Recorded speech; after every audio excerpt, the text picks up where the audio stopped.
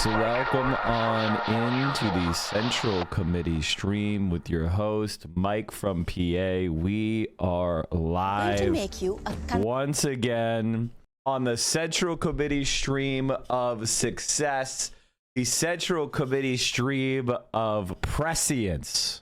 Couple chatters have sent me evaluations of my by AI. It is as much as I hate AI, it is a hilarious ego stroke. Is it really Mike from PA? You're always from somewhere, my friend.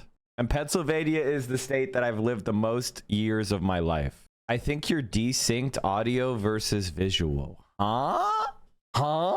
What the fuck? We are. What's going on with? Huh? Okay, hold on. Oh my god, what? There's a huge delay in the camera. What the fuck? What the fuck is going on with the camera? I don't understand it. Do you leave the camera on after stream or turn it off? The answer is turn it off. I'm not insane. What the okay, hold on. Let's what the fuck? How is this possible? How the fuck does this even happen? What? OBS update happened to me? No! So I should have updated. How the fuck do you fix that? What the fuck? God damn it. Delay video to align with audio. No. Oh my. Okay, I think we're back. I think we're back. How is everybody doing? I think it's all good, right? Fuck you. Okay, good. See? Incredible stuff. We just love the fact that this shit is incredibly broken.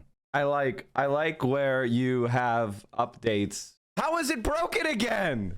How the fuck is it broken? What the fuck is broken? I don't get it. How is it possible that they broke this? And they're like, yeah, we'll go ahead and just push this. The cameras can't work. It's the camera that is delayed.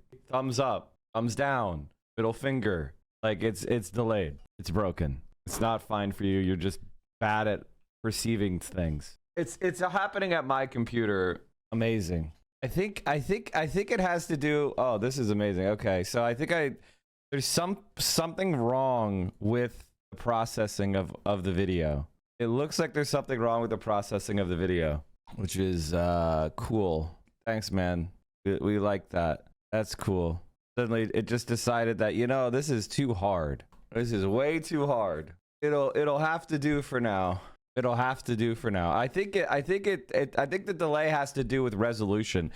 I'm not really sure why, you know. Now we have a 4090. Why wouldn't it be, you know, it can't handle a webcam. Okay, cool. Thanks everybody for all the support. Sorry about it being broken. Sorry about everything being broken and thereby having to start 40 minutes late. Is the FPS matching what the camera produces? If not, the GPU has to fill the missing frames. Oh, it's filling the missing frames by taking 2 seconds? That is, yeah, that makes a lot of sense. The Trump administration has frozen $18 billion for infrastructure projects in New York City. A top official says they want to make sure funding is not flowing based on unconstitutional DEI principles. Which, ladies and gentlemen, is not how the Constitution was supposed to work. 2 military Poseidons with jet escorts over Portland and Seattle last night. Anyway, what was I gonna talk about? I have to like get all my tabs open from before. Trump officials worry he's making it harder to jail his enemies. Damn, guys. Trump says they won't bail in New York. It's not bailouts. It's Americans getting money back for the taxes they pay. Hey, Mike, your stream didn't show up on Twitch at all. I had to manually come here. I just started 2 minutes ago. 7 minutes ago. Okay, so it might take a second. They gave $20 billion to Argentina. Yeah. No, by the way, no bill was passed to bail out Argentina. No, like, so we could just conjure up $20 billion and hand it out to whoever we want. We can't afford $60 billion for free college for all, though. That's too much money. How are you going to pay for it, guys? But we can conjure up $20 billion with absolutely no congressional authorization and hand it out to a foreign country. That's your government. Adam Banana says, thank you, Donald Trump. Yeah, it doesn't matter. And, you know, it doesn't matter. The libertarianism is going to fail anyway. You can give them all the money in the world. It just gets sucked up into the global financial system. It disappears. You can give a libertarian $1 trillion. It's not going to result in any wealth to anyone. At what point do states start withholding tax payments to the federal government because of this bullshit? The same second that Democrats grow a set of balls. All right, what were we supposed to talk about today before I was so rudely interrupted by a broken God, I don't know why I clicked update. I don't know why I clicked update. I don't know why I did. I don't know why I did. I was early and I was like, well, I could probably just update this real quick. You know, I don't want, because sometimes you get performance problems because you didn't update. So, you know, it's like, well, it's Russian roulette every fucking time you update. I almost want to watch this again, chat, because, okay, so Ethan Klein being sued. Ethan Klein knows this is a fucking banger. We already have 163,000 views in 24 hours. We were some of the first people to watch this. I take full credit. And no, I'm kidding. Ethan Klein is too much of a pussy to react to this online, right? And so he had like a meltdown on his Instagram where he basically said, to imply I support Netanyahu and the IDF is anti-Semitism. Now, this video is just clips of things he said. It's just quotes with an animation made by Aamon Animations. It's a muted section on Hasanabi's VOD. What? Maybe the audio? Do is show you guys how I see it. Speaking of audio, I don't have any. Oh, a bit of licensed music? Oh, no. Ham and Fist, thank you for the 20 bomb. You made Valorant give 5. There's always some muted chunks. Sometimes, you know, Twitch's algorithm will like randomly mute sections of your VODs in order to protect you from some sort of DMCA claim. All right, so what were we talking about? Okay, we are here. The U.S. government is shut down. The U.S. government is shut down. The U.S. government is shut down. At midnight last night, the U.S. government shut down. This is great because I have to like search for things while we were streaming, which is great. The CBS News special report. I'm Jesse Mitchell in New York. The U.S. government is now officially shut down, partially. Congressional leaders and President Donald Trump failed to reach a deal or pass a short-term funding bill that would have kept the government running. A shutdown could lead to the furlough and firing of a large number of federal workers. There are some deemed essential that will still work unpaid, such as active duty U.S. military service members, law enforcement agents, air traffic controllers, TSA officers, Border Patrol and immigration enforcement agents, and customs officers. Some economic analysts estimate a shutdown could cost the economy about $7 billion a week. Congressional reporter Tarian Small is on Capitol Hill. Tarian, what's the immediate impact of federal workers and service members? Jesse, quite a few of those service members and employees will see an impact when it comes to their wallets. That's because during this shutdown, they won't be able to get paid. They're foregoing that paycheck.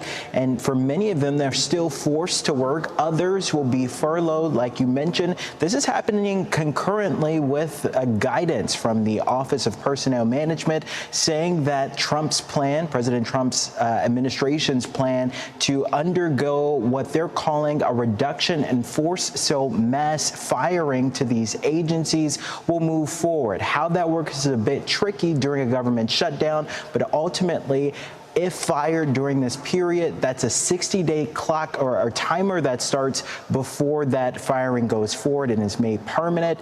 Those who are fired will still be paid, receive back pay. But again, it's the finality of this that could really impact quite a few employees working for the government.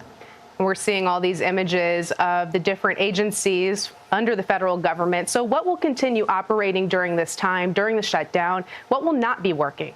Yeah, essential services and essential workers, as deemed by the government, will continue to work during this time. That's service members, that's people who work for with airlines and travel. So TSA agents will still be required to work.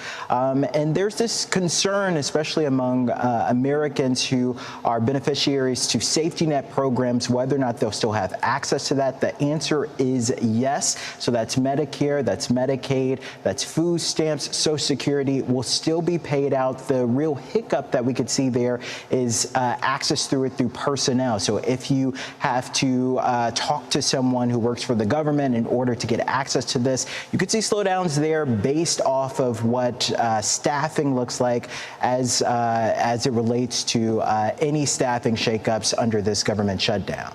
Great context there. So what are the biggest sticking points that got us to this point? Why can't Republicans and Democrats agree on what they've been fighting over?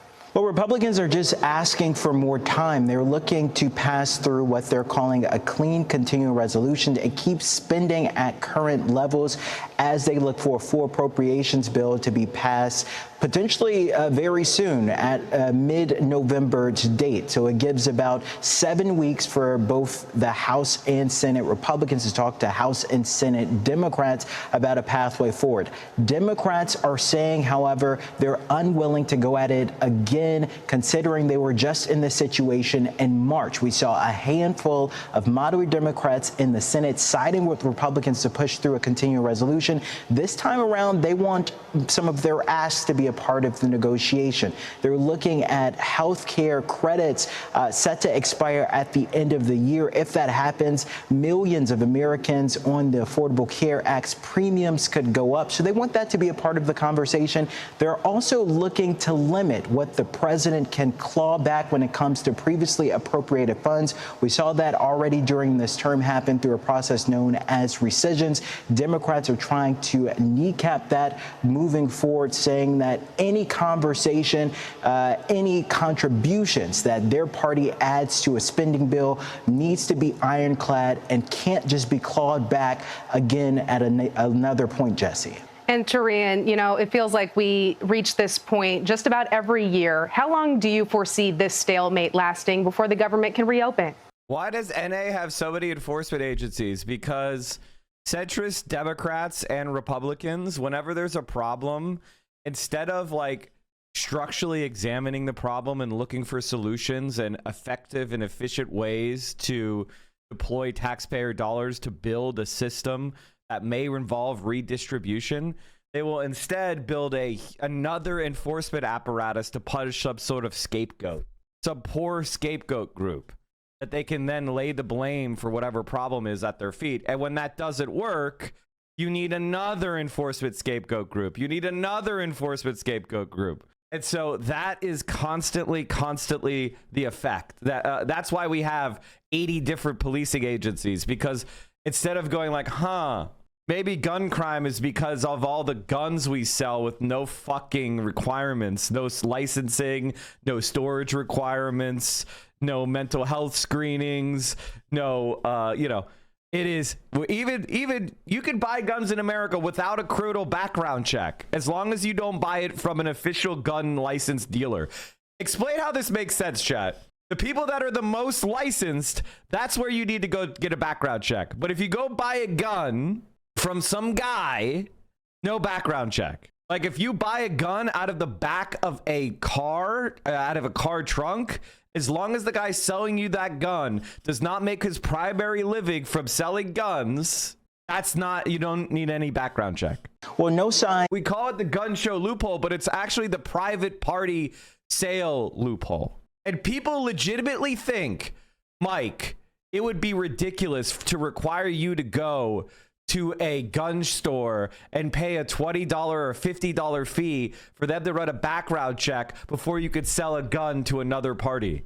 Mike, it would be ridiculous to force you to go to a gun shop and have them do a background check before you gave someone a gun as a gift. Like, this is how pathetically stupid Americans are. They think that is some sort of imposition on liberty. I just bought an AK off my buddy in the back of a Ram ProMaster in a hotel parking lot. I live in Pennsylvania. This is completely legal. Exactly.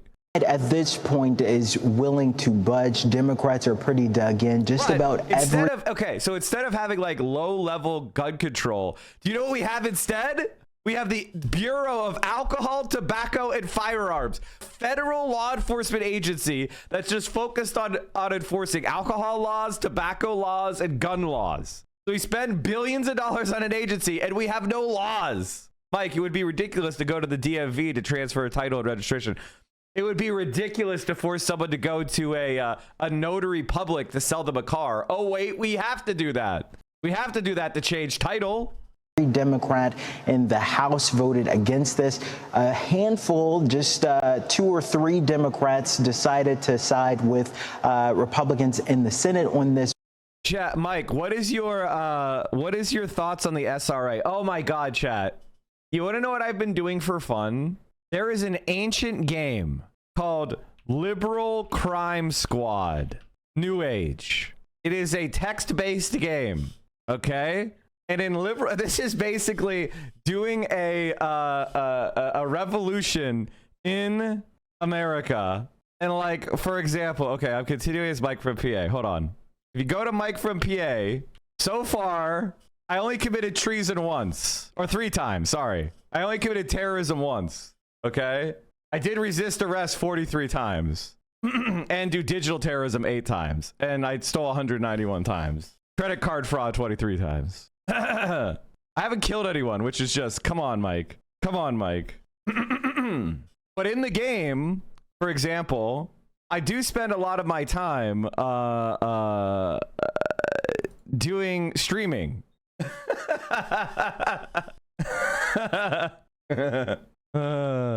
It's very funny.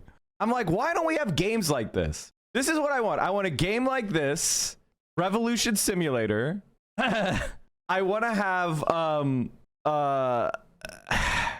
I want a game where it treats China like a modern geopolitical simulator that simulates the Chinese government. Why is there not a single game like that? Like, there's games where you can pretend to be the president. Why aren't there any games where there's like, you know, you're rising up in the Communist Party in China and there's like a geopolitical simulator? Why does that not fucking exist? Yes, I know it's a MUD. I know what a MUD is. What about the German social democracy game of averting Hitler? This one's really hard. We did talk about this before. This one's really hard. The problem with those kind of like simulator games is once you figure out that they think certain steps are the right steps, you know what I mean? Like you have, it's like figuring out which steps the game creators think are the right steps. It exists. Oh wait, hold on. No, I know about this. I know about Crisis in the Kremlin, which is pretty good. It's pretty good. Like I like Crisis in the Kremlin. It's pretty good. It's close to what I'm talking about. All right. Anyway, what was I saying? Oh, okay. Yeah. Government shutdown in America. Let's get back to that. Vote, but still not enough to get it past that 60 vote threshold. The previous government shutdown happened in 2018. That also happened to be the longest government shutdown in U.S. history. That was about 35 days, and it lasted from December 2018 to January 2019. No side is looking to Liberal Crime Squad New Age. It's a free game. You can play it on your browser. But it's a text-based game. You got to figure out the interface. There's no like animations. It's all in text. There's like, you know, sometimes it goes to like a map where, you know, you move around letters. Along this, according to lawmakers we talked to today. However, again, until they could find some type of consensus, some type of resolution, it's likely that we're in for a long government shutdown, at least through the rest of this week. Tarian Small, live on Capitol Hill. Thanks for staying up late with us. Our coverage will continue on CBS News 24/7, your local news, and later on CBS Mornings. This has been a CBS News Special Report. I'm Jesse Mitchell in New York.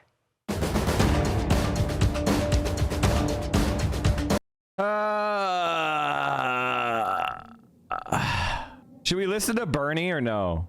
Before we go on the government shutdown, I wanted to show you something that China is doing. They have a big plan for space. While our government is shut down, China has quickly emerged as a new leader in robotic exploration of the moon. With each successive mission, the Chinese have made unprecedented gains in their ability to reach the surface of the moon with advanced scientific instruments and— Mike, is it possible to put a small Flotilla stream window in the corner? I can do whatever I want, man. Sample return capabilities. In their most recent lunar excursion, China has made their mark on some of the most valuable real estate that the moon has to offer, and that is just one small step towards a much bigger Chinese presence on the moon that will happen in this decade.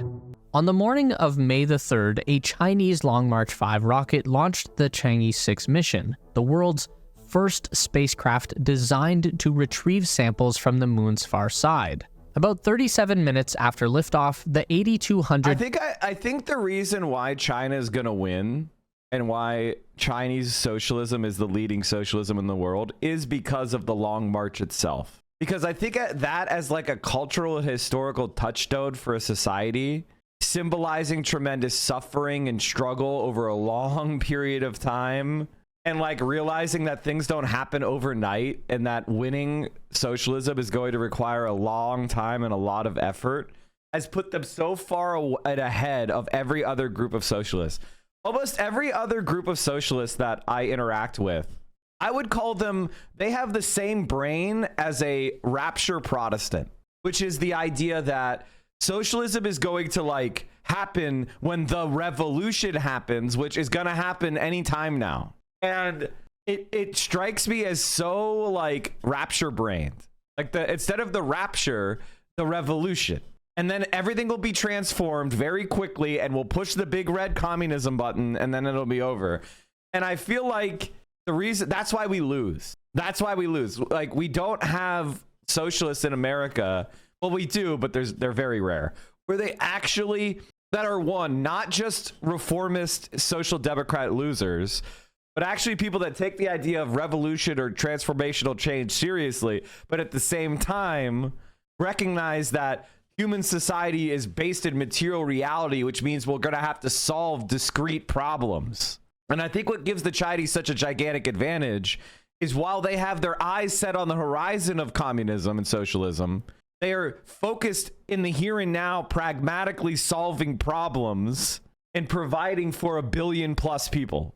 And like, I think that is something that a lot of socialists in America don't have, which is the responsibility to care for anybody else.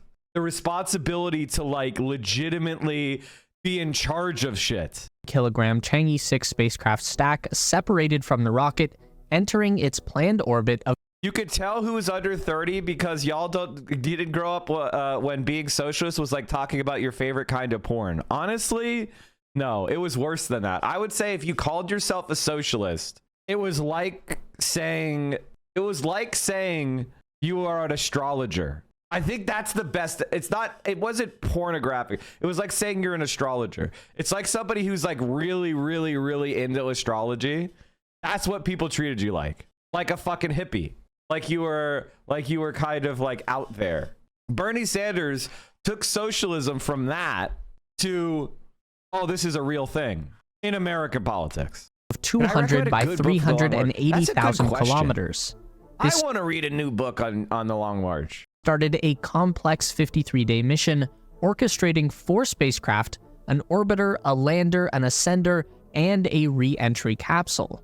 On May 8th, China's Chang'e 6 spacecraft stack successfully entered an elliptical— We can't even leave low Earth orbit anymore. —orbit around our moon using a 3,000 Newton engine on the orbiter module to perform the braking burn, slowing the spacecraft enough to be captured by the lunar gravity. Shortly after, Chang'e 6 deployed Pakistan's 7-kilogram CubeSat called iCubeQ in orbit, making it the country's first mission exploring our cosmic companion. Developed by Pakistan's Institute of Space Technology with aid from China's Shanghai Jiaotong University, iCubeQ hosts 2 optical cameras and a magnetometer. Scientists hope the orbiter— I'm not saying China is not trying to achieve communism, but why do they not support the popular democratic movement in the Philippines and actively oppose it by helping the current government? I think it's a little bit more complicated than that. I think it's a little bit too more complicated than that. The first answer is that China has adopted a policy of non-interventionism because they feel, based on studying the Soviet Union, that they became overextended. And because they were overextended, they were defeated. So the first thing is they wanted to avoid being overextended. The second thing is they wanted to avoid global isolation. And right now, China is vulnerable based on what we call the first island chain, which includes the Philippines, which is a chain of islands stretching from Japan to Singapore, the Malacca Strait, where China could be blockaded. So China is trying to avoid isolating itself by aggression. Now, you could argue that they've gone too far on the side of trying to be everybody's friend, but that is the current strategy of the Chinese Communist Party, is try to be everyone's friend. Try to just focus on themselves. Try to make themselves strong enough to stand up against being opposed by the United States. That is the strategy. The strategy is we don't want anybody to think we're aggressive. We are going to do some things very close to home that we consider that we need to protect our national security, but we're not going to try to be aggressive to any of our neighbors because we don't want people to contain China. That's the strategy. They're worried about being treated like the Soviet Union was, which is not allowed to fucking trade with the global market. So that's your answer. Now, you could disagree, and I think they should do more. I think they should be a little bit more evangelical than they are, but that's their decision. Will detect potential signs of water ice on the moon's poles.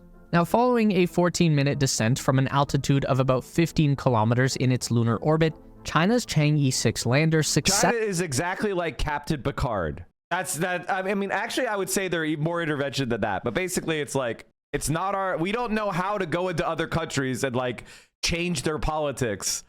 we're not sure that we could do that. So we will do win-win relationships with people, treat them with mutual respect, let their politics develop on their own, because they believe that socialism will develop naturally out of capitalism's contradictions. So they're saying, we will just do win-win shit and people will come in our direction through the course of history, the long river of history in the future. Successfully touched down on the moon's far side on June 1st, resting at 153.99 degrees west, 41.64 degrees south, near the southern rim of the 500-kilometer wide Apollo impact crater. This marked China's fourth successful landing in 4 attempts. It's also only the second ever far-side lunar touchdown after Chang'e 4. Much like most modern lunar landers, Chang'e 6 used several key technologies to descend onto a safe spot: a variable thrust engine, optical imagery, onboard maps, hover phases. What does it mean for the U.S. government to be shut down? Basically, almost everything in the government is shut down, except for things that are considered to be essential, and those employees have to work without pay. So it's going to cause, things like student loans, things like home loans, things like national parks get shut down, like all sorts of things like that, like passport production gets shut down, except for it gets super slowed down. To detect hazards and shock-absorbing crush core legs for the final freefall. Chang'e 6 also used a laser-based LiDAR sensor to map the local landing area in 3D before the final landing phase. This is a sped-up interpolated video from CNSA showing the view from Chang'e 6 during its lunar descent and landing. Interestingly, CNSA's new release also mentions landing aid from another sensor. To prevent interference to optical sensors by lunar dust during landing, the lander is also equipped with gamma-ray sensors to accurately measure the height through particle rays, ensuring that the engine can be shut down on time and the lander can touch down smoothly on the lunar surface. So in the span of 1 week, Chang'e 6 successfully touched down on the moon's far side, collected up to 2 kilograms of soil and rock samples using a still drill and a movable complementary surface scoop, as well as context-providing lander instruments including cameras, a ground-penetrating radar, and a mineral spectrometer. The lander then used its arm to move the samples to a sealed container, deployed a small 5-kilogram rover to tactically photograph the lander, and launched the samples to lunar orbit as part of an ascent module on June 3rd, which autonomously determined its position and orientation with aid from the Chuichuao-2 communications relay lunar orbiter, and then docked with the Chang'e 6 orbiter on June 6th, following 4 orbital adjustments, about 30 minutes after which the lunar samples were transferred to the Earth return capsule. On June 21st, the Chang'e 6 orbiter module hosting the sample capsule began its journey towards Earth. When 5,000 kilometers away from Earth on June 25th, the orbiter module released the roughly 300 kilogram re-entry capsule, which later performed a bounced atmospheric re-entry, then safely descended and landed in China's northern Inner Mongolia Autonomous Region. Was one impressive way to perform a very nominal mission, including the orchestration of many modules, the kind that will help China land humans on the moon, which the country hopes to achieve by the end of the decade. China and is, as we saw yesterday, China shared the moon rock sample from the far side of the moon with the UN. So far the only nation to have performed robotic rendezvous and docking at the moon. These Chang'e 6 lunar samples are scientifically even more valuable than the previously collected Chang'e 5 samples.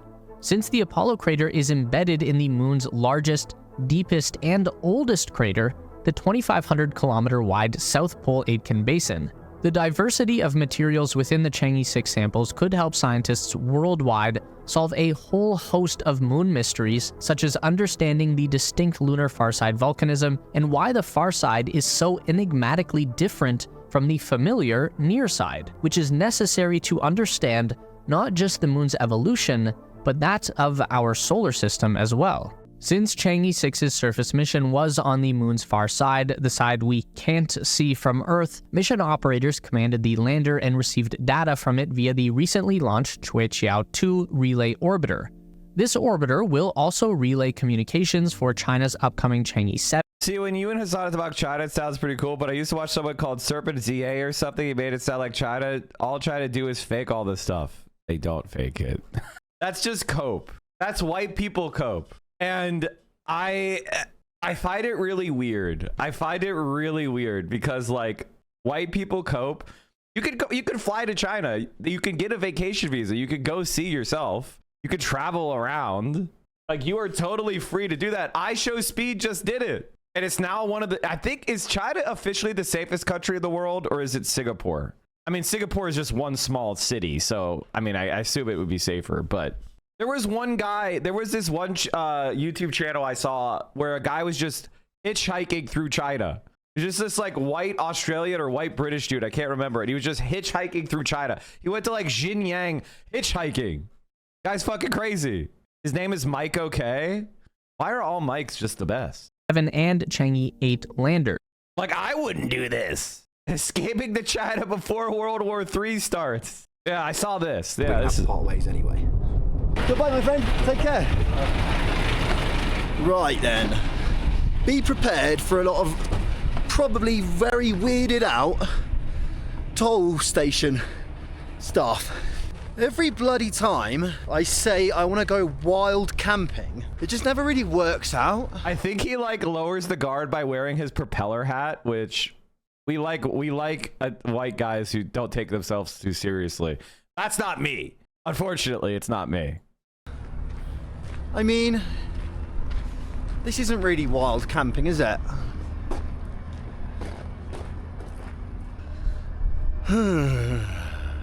It's also bloody cold.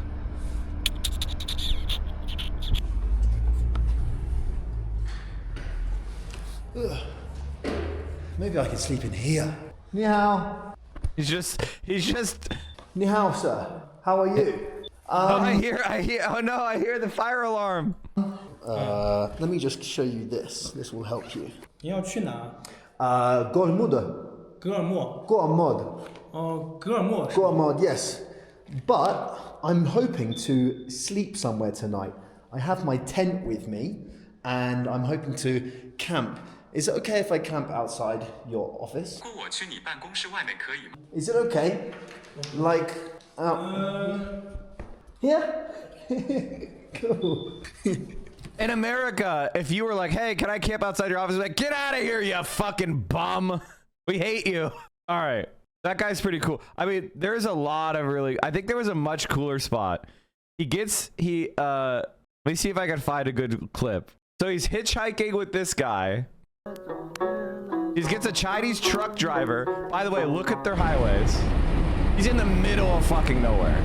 是吧？这个 OK， 这个 Michael O'Kennedy。那他妈大学咋读的？等一下，你要去你青海那边，有可能不让你过。I have a visa for China, so of course I am allowed to go. 这个具体的我也不知道为啥不让过。你不信你过去试一下。你先去看一下嘛。啊，你现在继续坐着车，然后到青海那边去，到那边看那边怎么说。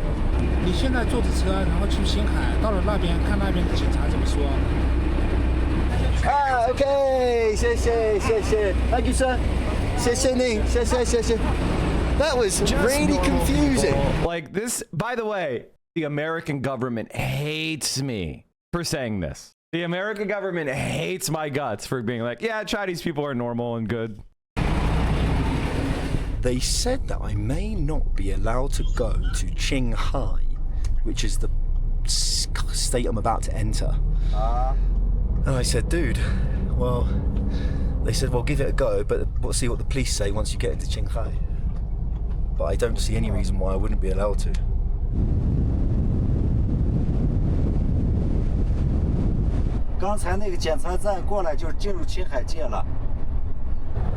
Fantastic.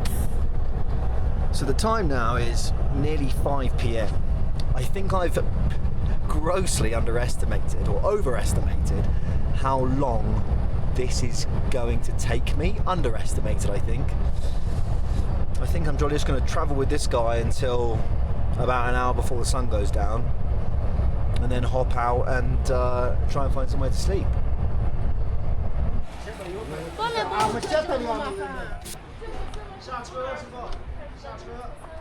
你好. How are you?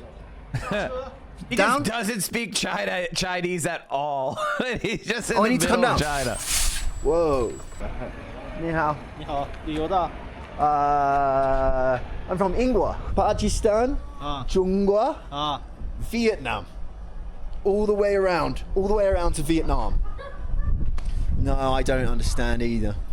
几个月了？对。你来中国几个月了？ I've only been here for about 1 week. Yeah. I know. I think tonight I will try to set up my tent somewhere. I was in China for 6 months and Chinese people thought I was not allowed to go many places. Turns out all you need is some extra registration when you enter zones. LEL, yeah. I mean, there's not a lot of foreign tourists in these parts of China. Like, China has just started to approve a lot of foreign tourism in the last 6 months. Like, they just started. Yeah, see, they just started their visa. See, it was August 6th of this year, or May, whatever. It's been happening this year. So the Chinese are gonna be like, oh wow, foreigner, they're gonna like you for a while until they get to know Americans, and then they're gonna be like, fuck, god damn it, the Americans are here. Americans are gonna be like, China's great, and Chinese people will be like, oh fuck, Americans are back. That's going to be happening over the next 6 months, so next few years. Why I'm raising my kids in China and not America. Kids' indoor playgrounds feel so futuristic. I'm from the south of the US and we definitely don't have stuff like this. My son got to be a mechanic and work on cars, a zoologist and check out exotic animals, wash a car with real soap and water, bounce and run inside the jungle gym, go down slides over and over again, play in a ball pit and practice his aim, be a shopper, be a chef with very realistic looking props, be a boat captain and lead a thrilling expedition, be a rock climber like his rock loving mama, and more. Chinese parents are known for putting their kids in a lot of extracurriculars, but it can be exhausting, expensive, and who knows if the kids will even like it. So places like this have popped up where everything is all in one. The craziest part for me is that if you need some help, you can arrange for staff to play with your kids one-on-one. That is totally not a thing in America. The ratio is always one adult to one group at usually a daycare or a school. Otherwise, you're on your own, parents. Also, this place is divided into age zones, so I don't have to worry about older kids messing up my 2-year-old's experience. In the States, it's hard to find places like this. Usually, it's all for bigger kids. And the food is crazy. In America, kids always have the same options: pizza, hot dogs, and burgers. Not in China. It's pretty standard for play spaces to have a variety of yummy and nutritious food offered. Instead of your usual ugly playground vibes with so many bright mismatching colors, this place feels cohesive and hip because they constantly collab with artists. The theme right now is Flower World, and you can even take pictures with AR to make the flowers show up. China is ridiculously kid-friendly. Malls usually have entire floors dedicated to them. Do you want to see more of how child-friendly China is? Let me know in the comments. Follow me on here for more about my life. Yeah. Oh, the government does not like that. They do not like that. All right, let's go back to America's a Shithole with your host, Mike from PA, the home of the collapse. You know, sometimes I talk about being from Pennsylvania, and Pennsylvania is an incredibly populated state, 13 million people. And that's bigger than like Austria's population, the country of Austria. That's something that a lot bigger. A lot of people don't realize how big the United States really is. And we are the wealthiest country in the world, and we have the most natural resources of any single country. So we have all these advantages. And you go outside, and the streets are fucking disgusting. Not only are they potholed, full of cracks, steel plates, uneven, but they're literally filthy, covered in trash, dirt, grime, filth, piss, animal waste, human waste.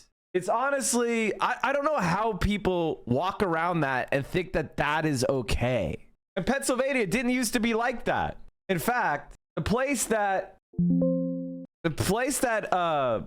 Biden claims to be from, Scranton, PA, used to be called the City of Lights because it was one of the first places in the world that had electric lighting, literally. It was that wealthy. The nation's first successful continuously operating streetcar system was established in the city in 1886, inspiring the nickname the Electric City. In 1896, the city's various streetcar companies were consolidated into the Scranton Railway Company, which ran trolleys until 1954. Hey, what happened? Now, what is Scranton like now? According to The Guardian, the city was close to bankruptcy in July 2012. With the wages of all municipal officials, including the mayor and fire chief, being cut to $7.25 an hour. The city has $5,000 cash in hand.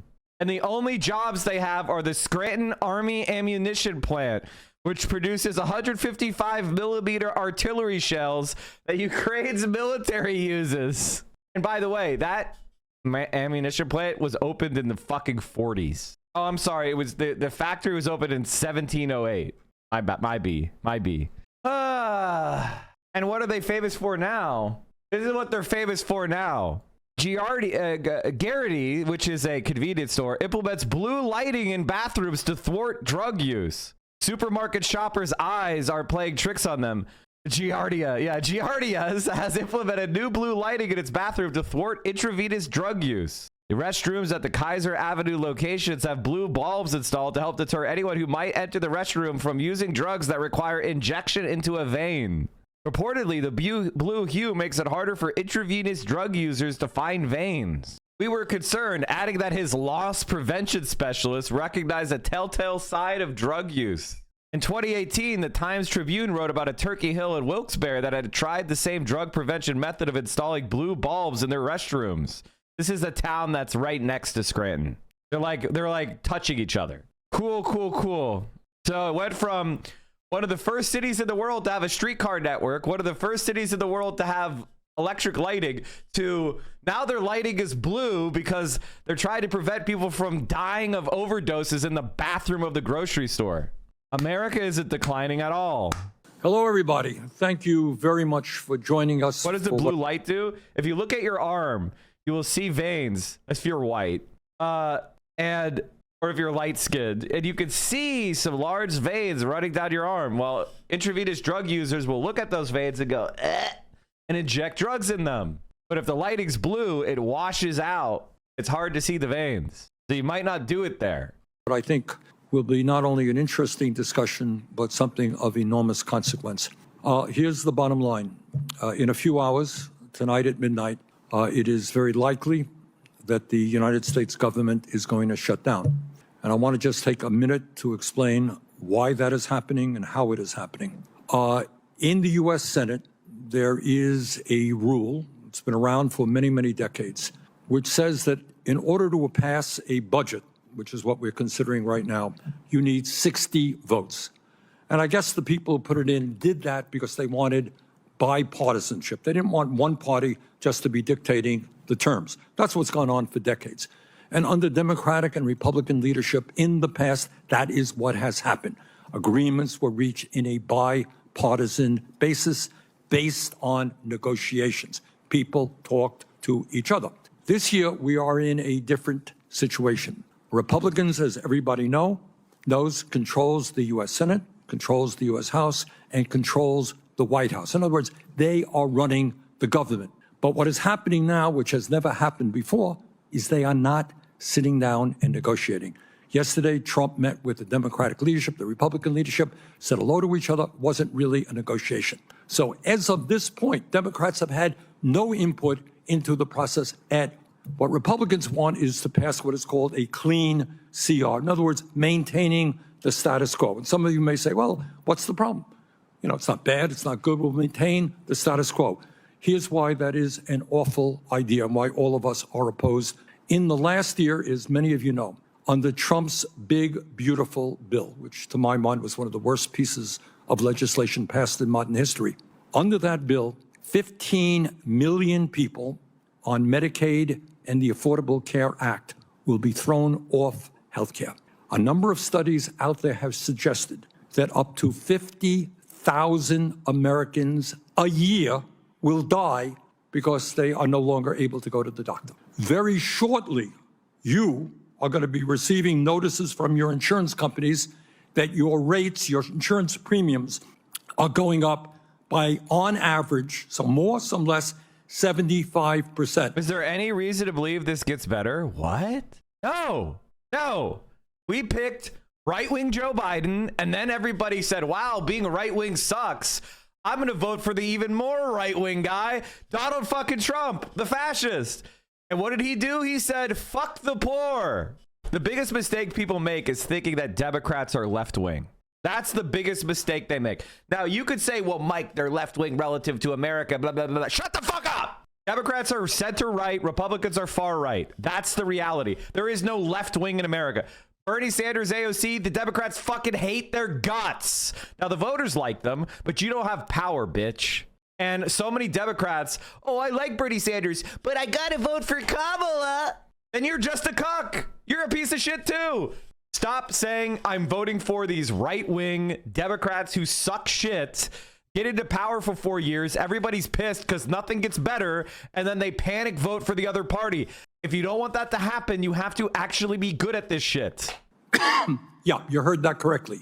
75%. Now, right now, we have a broken healthcare system. Nobody can afford healthcare. You're ready for a 75% increase in your insurance premiums. You're not. Nobody is. On top of all of that, you got a HHS, Health and Human Services Secretary now, who's trying to undermine vaccine protocol, one of the great developments in modern science, keeping our kids healthy. On top of that, there is a massive move in this country to authoritarianism, and we'll go into that in a moment, where you have a president who doesn't believe in the Constitution, doesn't believe in the rule of law, lies all of the time. Just today, gave a speech to the generals. Hey, generals, it might be a good idea to start invading American cities to get practice on how you can function in a warlike situation. President today. So that is where we are. And what I'm going to do now is give it over to some of the strongest members of the United States Senate, doing a great job, each and every one. Talk briefly. We'll have a discussion. We've got some questions that you have already sent in. We'll try to answer them. Senator Warren, Elizabeth Warren from Massachusetts. Thank you, Senator Sanders, for pulling us all together and everybody who's here. This is a righteous fight. There is no fight better than this fight right now, because this is a fight about healthcare that touches every single person in this country. Our healthcare system is broken. It's been broken for a long time. You and I have talked about that for a long time. It was broken before Donald Trump showed up. But last spring, the Republicans, and only the Republicans, voted to take away healthcare from 15 million Americans, voted to raise costs for millions and millions more. And now those bills are starting to come due.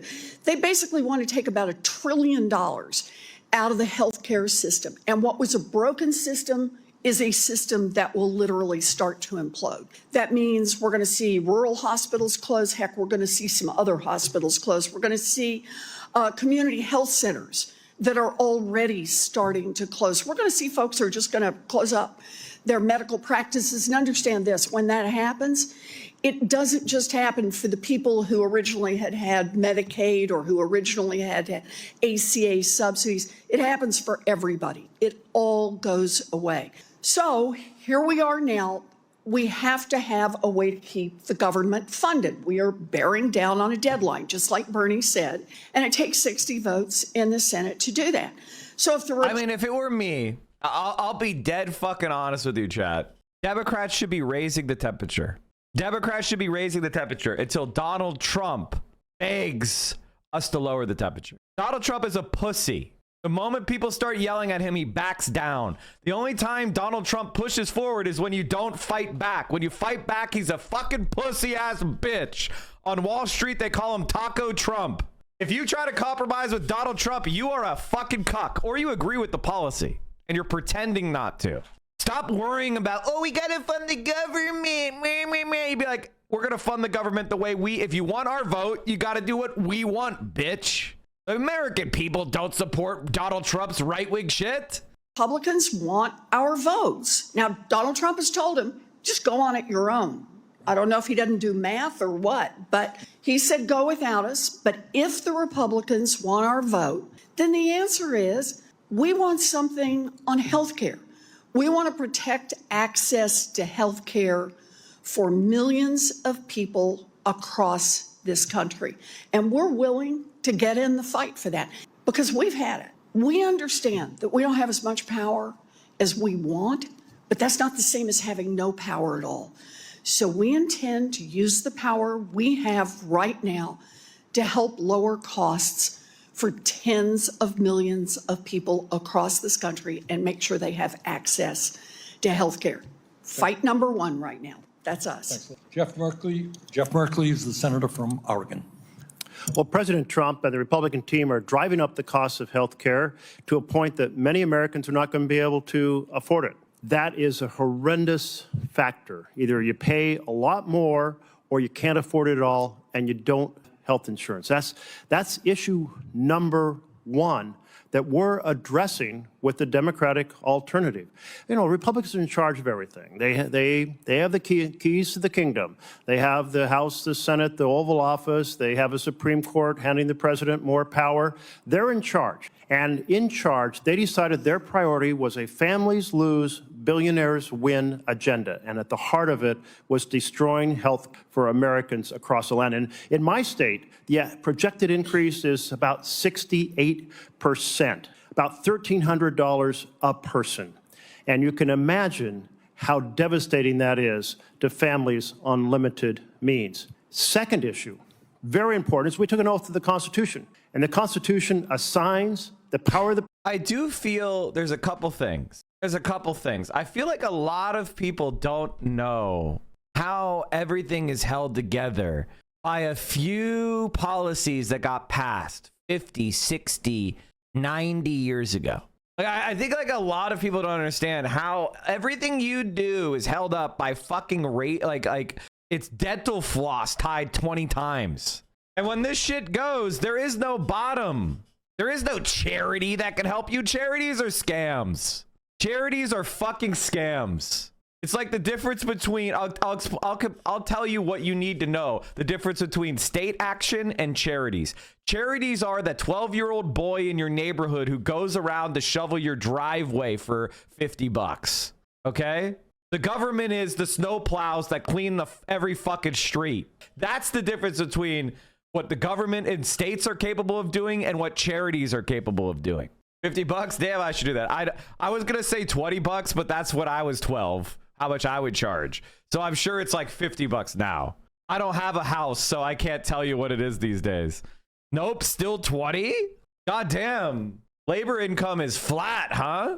I do that shit myself. Who has $20? I legitimately, I mean, maybe climate change has changed things. I can't remember the last time I was in a big snowstorm. Maybe this is just like a generational thing. When you are getting 7 or 8 inches of heavy, wet snow, I don't care who you are. Nobody likes shoveling that shit by hand. To Congress.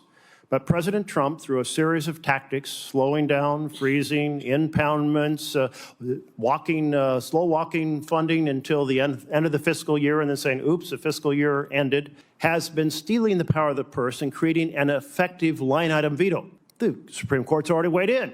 Said a line item veto. I'm pretty sure kids don't do work anymore. I'm not trying to attack Zoomers. I'm pretty sure I think the people that are like 32, 33 now are the last generation of people that actually had jobs as kids. I don't think kids work anymore. I think it's pretty rare. If you're younger than 30 and you had a job, tell me if I'm wrong. Like, did you have a job, like an actual job where you got a W-2? Did you have a work permit with an actual job where you had a W-2? And how old were you? And how old are you now? Anybody under the age of 25 have a work permit and work at under, say, 18. 18 doesn't count. 18 is a literal adult. I was 17.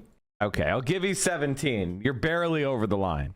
I got a job when I was 16. Prior to that, I did landscaping work for people under the table. Oh, God. Where are you from, Mellow Yellow Lemon? Are you from the Northeast or the Midwest? I'm very curious. Mellow Lemon, are you from the Northeast or the Midwest? Central PA. Yeah, okay. That's what I thought. Is unconstitutional.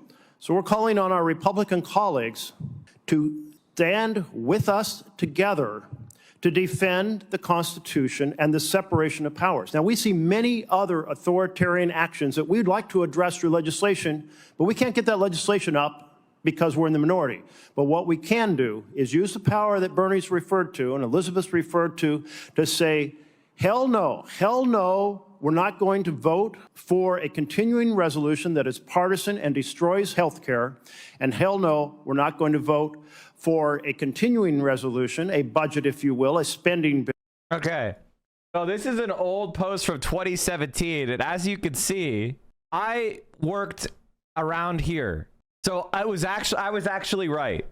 When I was a teenager, so around 2000, labor force participation rate was over 50% for teenagers. Now, and it dropped it's been dropping precipitously since then. So it is true that like Gen X and elder millennials, we did work a lot more as teenagers than the younger generations have. It was millennials that started to get lazy. It was the millennials. We kind of killed working. It might be rising again. Okay, I found a new chart. Labor force participation rate for 16 to 19-year-olds. So it did crash, but now it's been slowly starting to rise again. Bring back child labor. No, I'm just saying, I think this is good. I think teenagers should be fucking doing anything but working for a capitalist. What? No, I think this is a good thing. Both of those charts include 18 and 19. Oh, yeah, I guess you're right. That can be undone by the president in an effective line item veto. Thanks very much, Jeff. Chris Murphy, Senator from Connecticut. Bernie, thanks so much for bringing us together here today. What's wild is that the government is going to shut down tonight, and the Republicans in the House of Representatives aren't even here. They're not in session. They're home, which tells you everything you need to know about how unserious Republicans are about what's about to happen. That they're going to let the government shut down. They're not even in Washington, right? Because ultimately they don't care about the impact on people. And they already showed us that. Because earlier this year, as you mentioned, they passed a piece of legislation that's the most massive transfer of wealth from the poor and the middle class to the rich in the history of the country. So the first thing to know is that they're just not serious about a negotiation. They're not serious about opening the government. But the second thing to understand is that the priorities that we have at the table, and they need Democratic votes in order to keep the government open, man, they're pretty reasonable. They're pretty reasonable. What are we asking for? Don't increase people's premiums by 75% this fall. We're not asking to fix every problem in a broken healthcare system. We're just saying don't make it worse. What's the other thing we're asking for? Obey the law. I just want a president who's not lawless every day. I just want a president who believes that he's bound by the Constitution, who doesn't think he's a king, Right. So I think this is a really grave moment because people are going to get hurt by a shutdown, but they're also going to get hurt if their premiums go up by 75% when everything else is going up, the cost of car repairs, the cost of food, the cost of school supplies. And people are going to get hurt by a government that's not lawless, because if you can't speak your mind in this country without repercussions, that comes with a cost as well. So I really appreciate you bringing us together, because I think a lot of people, man, they're familiar with the shutdown drama. They think they're all the same. Every single shutdown is just a repeat of the last one. No, this is different. This one's different. We've never had a majority party, the Republicans. Yeah, I mean, this is the thing that's crazy. We're living in, it's like the markets are they're just in perpetual optimism, permabull mode. And the best stock to own for the last 5 years is Palantir. I mean, their name is even evil. Like, it's, I don't know what to say. I can't speak. Oh, I think NVIDIA might be better, but Palantir was one of the best as well. Amazon launches price-conscious grocery brand with most products under $5. So what, they're just tiny shrinkflation shit? Like, this looks like this syrup container looks like half the normal size. I don't trust it. Literally Mickey Mouse slicing the bread meme. Yeah, we're fucked. Republicans refusing to negotiate. We've never had healthcare costs about to go up this quickly when so many families. I don't know how Tesla is still a business. They just ended the electric vehicle tax credit. They just ended the electrical vehicle tax credit yesterday. Electric vehicle market in the US is crashing, while in China it's almost the vast, so we are now more dependent on oil than ever. We have fumbled electric vehicles, even though we had the first successful electric vehicle company in the world, in this country. They even had it being, even people used to think having a Tesla was cool. Now we live in this shithole.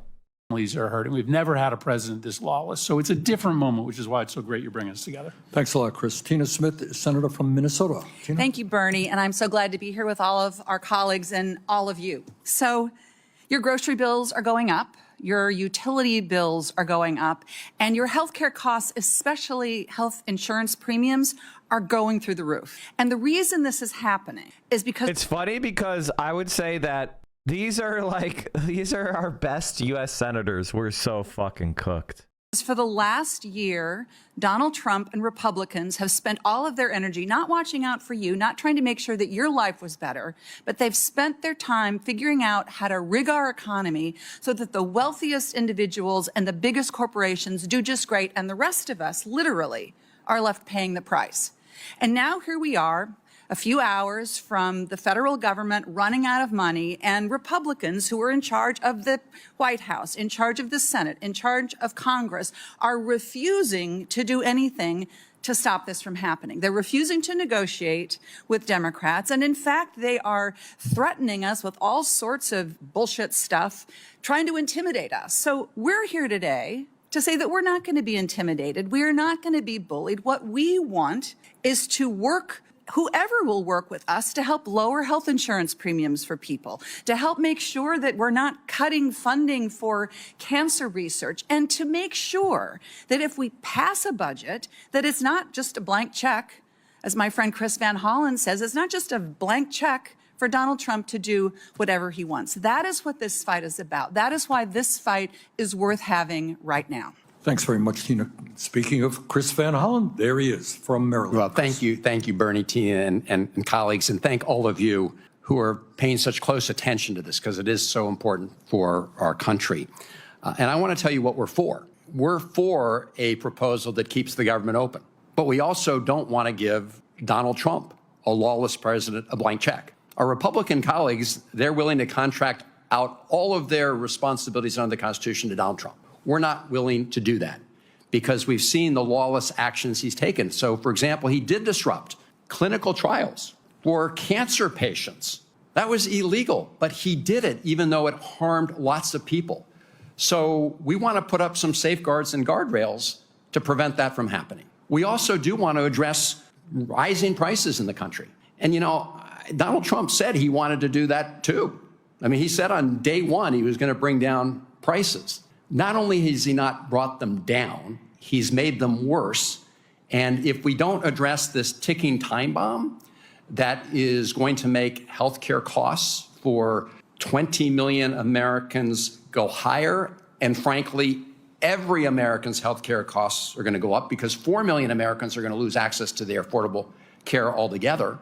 When they show up in the emergency room, you know who ends up paying the bill? Everybody else, because everyone else's insurance rates go up. So when they passed what they called the big beautiful bill, which was beautiful if you're a billionaire, it really stunk if you were anybody else. They cut Medicaid. You know what else they did? They extended the tax cuts for the richest Americans. They let them go on forever. You know the tax cut that they let lapse? The one that helps working families afford health care. That's the one that they let lapse, while they made permanent the one for billionaires. So we are opposed to their plan. Holy shit. Bippad73 gave 5 gifted subs and Valorant gave 5. Okay, chat.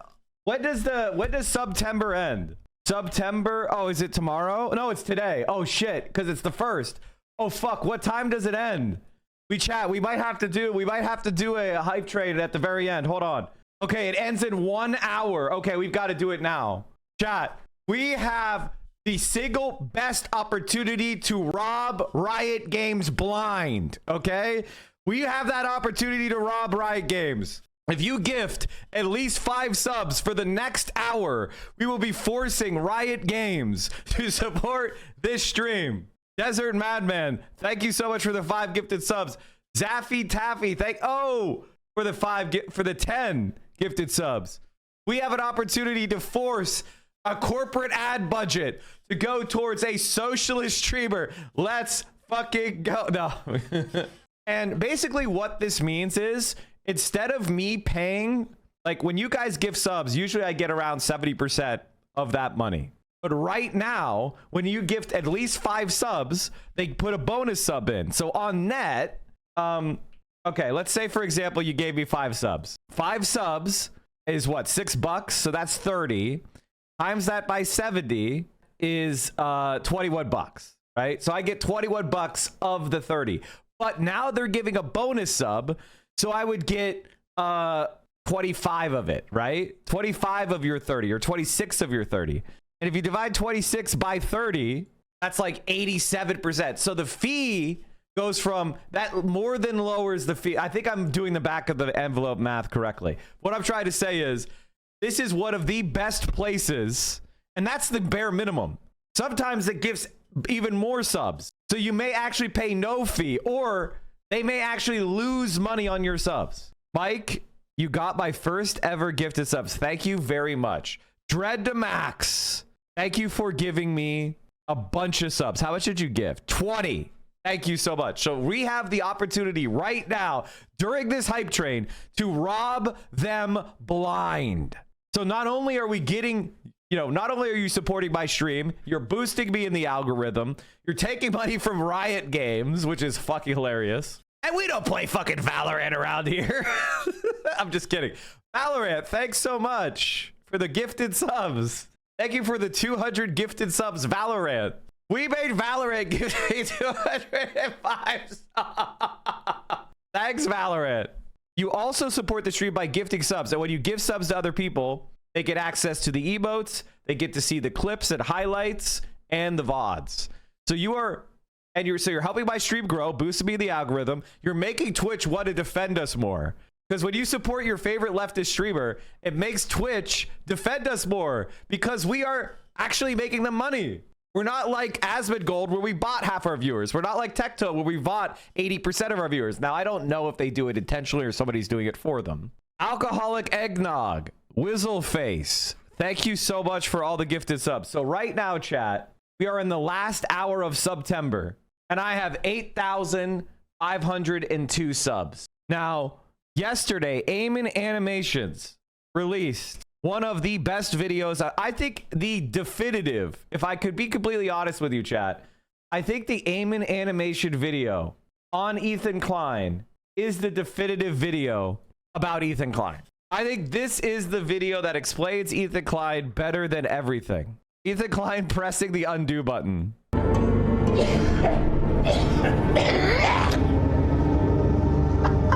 Here's the thing, Anissa and Ian. I just want you to know I want you guys Thank you, to know everybody, for all the gifties. Look at if me. If I miss a big bomb, this let is me know. me. I win, you lose. And you will continue to lose, and I'll tell you why.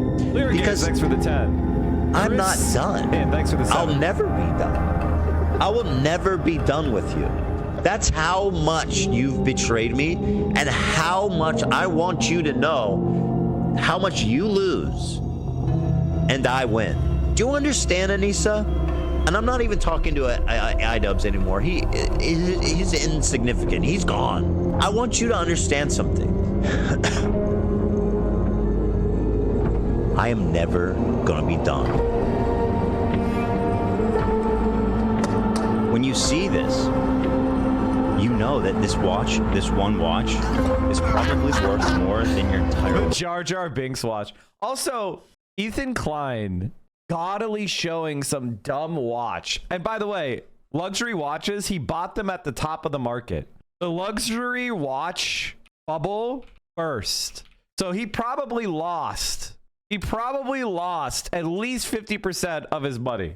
And why was there a watch bubble? Because stupid fuckers like Andrew Tate were popular. The like Zoomer right-wing hustle culture bullshit scam podcasts. Ethan Klein bought his luxury watches, and Absent Backbound, also known as AB, bought their watches at the exact top of the watch bubble, and it has fallen off. When suddenly expensive watches erupt from the dark alleys of watch pervdom into the rabbit embrace. You mean rabid, you fucking illiterate? God damn it. Average guy who buys at a watch. This is AB writing level. Rabbit embrace. Shut the fuck up, idiot. God damn it, you're stupid. And so when you give subs, I want you to know something, chat. Every single time you give subs, that causes you to be a hater. Right? Like, if I was failing, you think Ethan Klein would be bringing up 10-year-old articles to try to say that I did X, Y, and Z bad thing? If I wasn't one of the more successful political streamers on Twitch, do you think any of these people would give a fuck about me or bother insulting me? I mean, every time I look, he has between 7,000 and 8,000 paying members, which is pretty disturbing, but... Every time I look, he's between 7,000 and 8,000 paying members, which implies... that Ethan Klein is looking at my numbers, looking at my content, looking at my sub count. He's riding my dick so fucking hard. They would ignore me. I wouldn't matter. But the fact that, you know, we find them stupid and we're not intimidated and we're not scared and we're living our best lives, that's what they're mad about. H3, when they found out your average viewership. 3.8K average. How much? Right now, the past 30 days, 3.8. Okay. Wild. Yeah, I know. Like, can we get some DSA wilds in the chat? That's the special emote I made about Dan. The fact that they're able to succeed is a condemnation of the entire movement. And I want you to understand something, chat. Now Ethan Klein has bent the fucking knee to me. Ethan Klein is begging for my forgiveness. Did you guys see this? Ethan Klein is on his knees begging for our forgiveness. Pathetically on his knees, begging. I agree with you. I think that my characterization of against wild accusations, but I also came back because I want to apologize for things that I genuinely got wrong. Ethan! Just like Asmongold had to do his pathetic apology for calling for the genocide of Palestinians, and he had to say, I'm gonna clean my room, I promise, Mike, I'm gonna clean my room. Ethan Klein is now on his knees, begging for forgiveness. He was talking smack. He was talking big. Remember this? You to understand something. I am never gonna be done. I don't know, Ethan. You look pretty done to me. For example, we're planning to go to Israel in June with my parents, and I'm actually really excited to go there. I want to show you guys how beautiful, how multicultural, how like free it feels for people, or just it's a beautiful place. Why are you guys saying we're pro-Israel? It's one of the most diverse places I've ever been. Looking back, I definitely feel ashamed for the way I spoke about Israel with such levity at the time that he's on his fucking knees, the pedo troll. Why did they pick a teddy bear as their as their logo? Why did Pedo Troll pick a teddy bear for Teddy Fresh? Why are they so obsessed with teddy bears? Does anybody know? I mean, his name is Pedo Troll, and he, in fact, I think he posted on the Pedo Troll account the that bear that's a symbol for pedophiles. It's a shibboleth for pedophiles. The pedo bear. They like send pedo bears at each other. He posted that under his Pedo Troll account, and then he made his logo a teddy bear. That was happening. I completely understand why people could watch this clip and judge me harshly for it. I want to apologize to anyone in the Palestinian diaspora or anybody that's been affected by this war that felt that I was trivializing the suffering, the horror that you've gone through. And for that, I deeply am sorry, and I'm ashamed of this clip. Why don't you apologize to me for spreading slander? Why don't you apologize to all the women you're suing? Why don't you apologize to Hassan? Look at that Teddy Fresh trend. Ooh. 0 searches at all in North to South Dakota, Wyoming, and Montana. That's incredible. 0 searches in entire states. My goodness gracious. So anyway, chat, when you subscribe to this channel, just know that there are a lot of people balding. AB also posted how he has the same subs as me, and then he went on his stream saying how I was trying to troll Mike. I was trolling.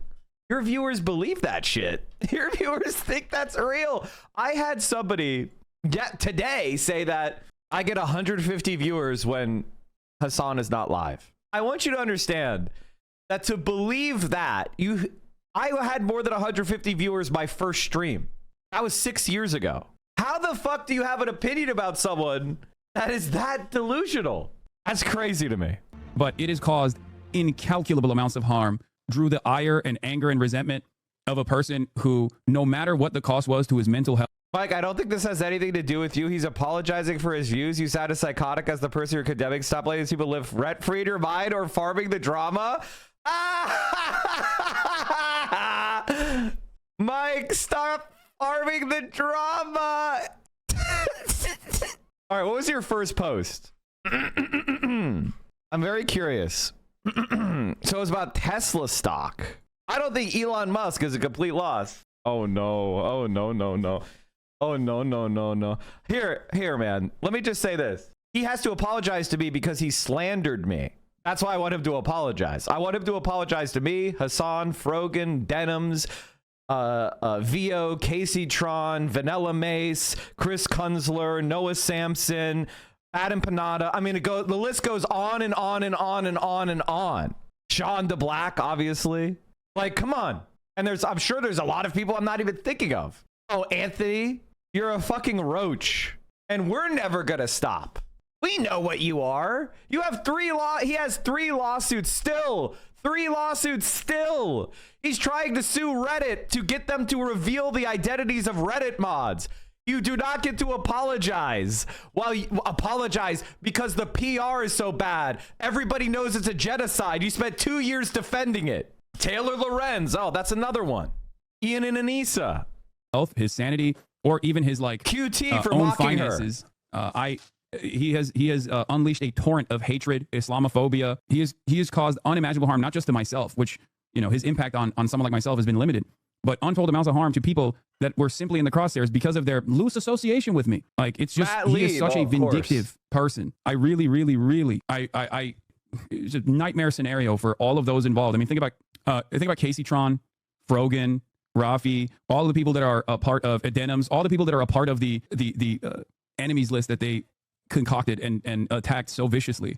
Like even with like Casey Tron, I don't even have an association with Casey Tron. It just stems from the fact that he was collaborating with Destiny at the time, and Destiny fucking hates Casey Tron. Yeah, going after Cutie, going after so many fucking people, went after the entire platform that I'm on, and still to this day, I think, goes after the platform aggressively. Goes after Mike. Went after Sean DeBlack.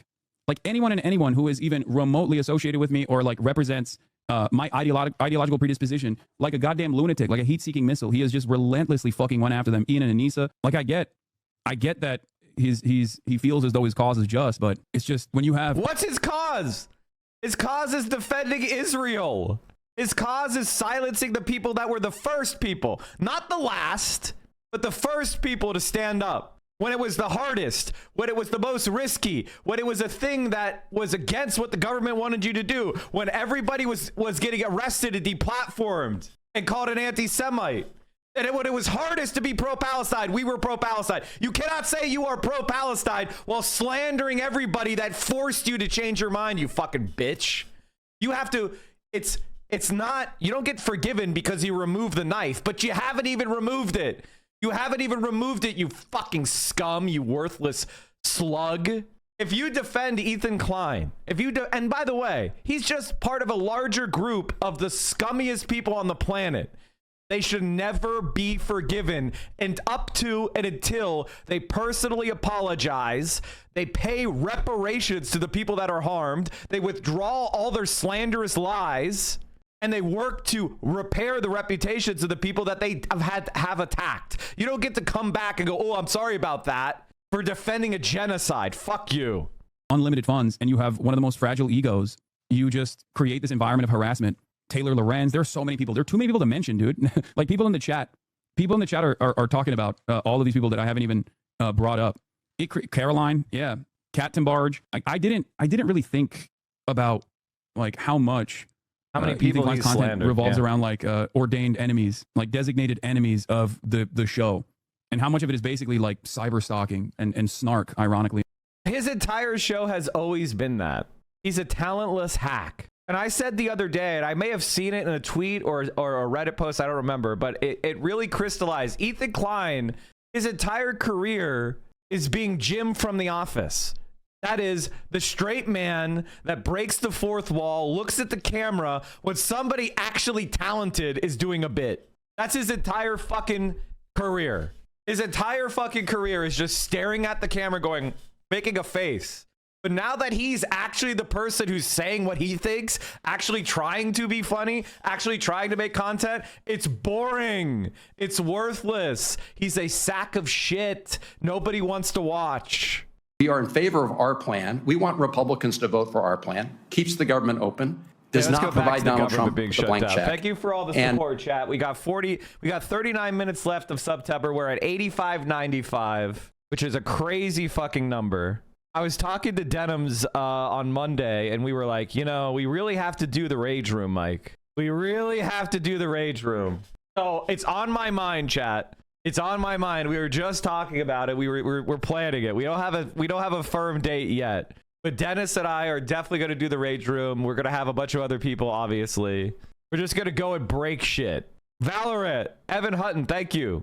Gets at these rising costs and prices the American people are facing, especially right now. Time travelers, thank you. In the area of healthcare. Chris, thank you. Peter Welch from Vermont. Well, people who've been watching can see that we're in a fighting mood. And I'll tell you why. It is a ripoff what is going on. This transfer of wealth with the billionaire tax cut and then cutting. Any update on the Baldy expose? Okay. The Tectone research. I am currently delaying it because I don't want to interfere with ongoing processes. But let's just say there will be no Tectone streaming, as far as I am aware, until at least November, based on the knowledge that I have. Now, I don't know if you guys saw this, but Tectone is also moving to San Antonio. He has abandoned Austin because of the ongoing processes. And so I think his career is pretty much cooked. I think we can safely say Tectone is going the way of being slain. We will see. Processes. Tectone fleeing from law enforcement. Housing shortage unit by state. Like it would be so easy to be a socialist president of the United States of America. If you just looked at this chart, added it all together, it said, I'm going to build this many units in my presidential term. We're going to, by the end of my second term, we're going to build 2 million more social and public housing units in California. First of all, the thing is, if housing was cheap, like imagine, okay, I have a question for you, chat. Let's say it was $1,500 for a 2-bedroom apartment. How many of you would want to live in LA? A nice 2-bedroom. Be honest. Or San Diego, whatever. Healthcare to pay for it. And what is more important to all of our families than having some confidence? That's the problem, though, because like if we go out of our way, we're building units like crazy. More people are going to want to move, you know? I don't think people are not moving to California because they hate California. It's they can't afford it. If a person we love, a child, a partner, gets sick, we can get the care that they need. This has been a Republican agenda, Donald Trump agenda, where as though you reform healthcare by taking healthcare away from people. The fewer people on Medicaid, they presume means they won't get sick, but they will. And we have got to defend healthcare and stop taking it away from people. And the second thing that we have to stand up for is acknowledging that we've got a president who is lawless, who is trampling the constitutional rights of the people of this country, who is disregarding the responsibilities in the independent authority of Congress.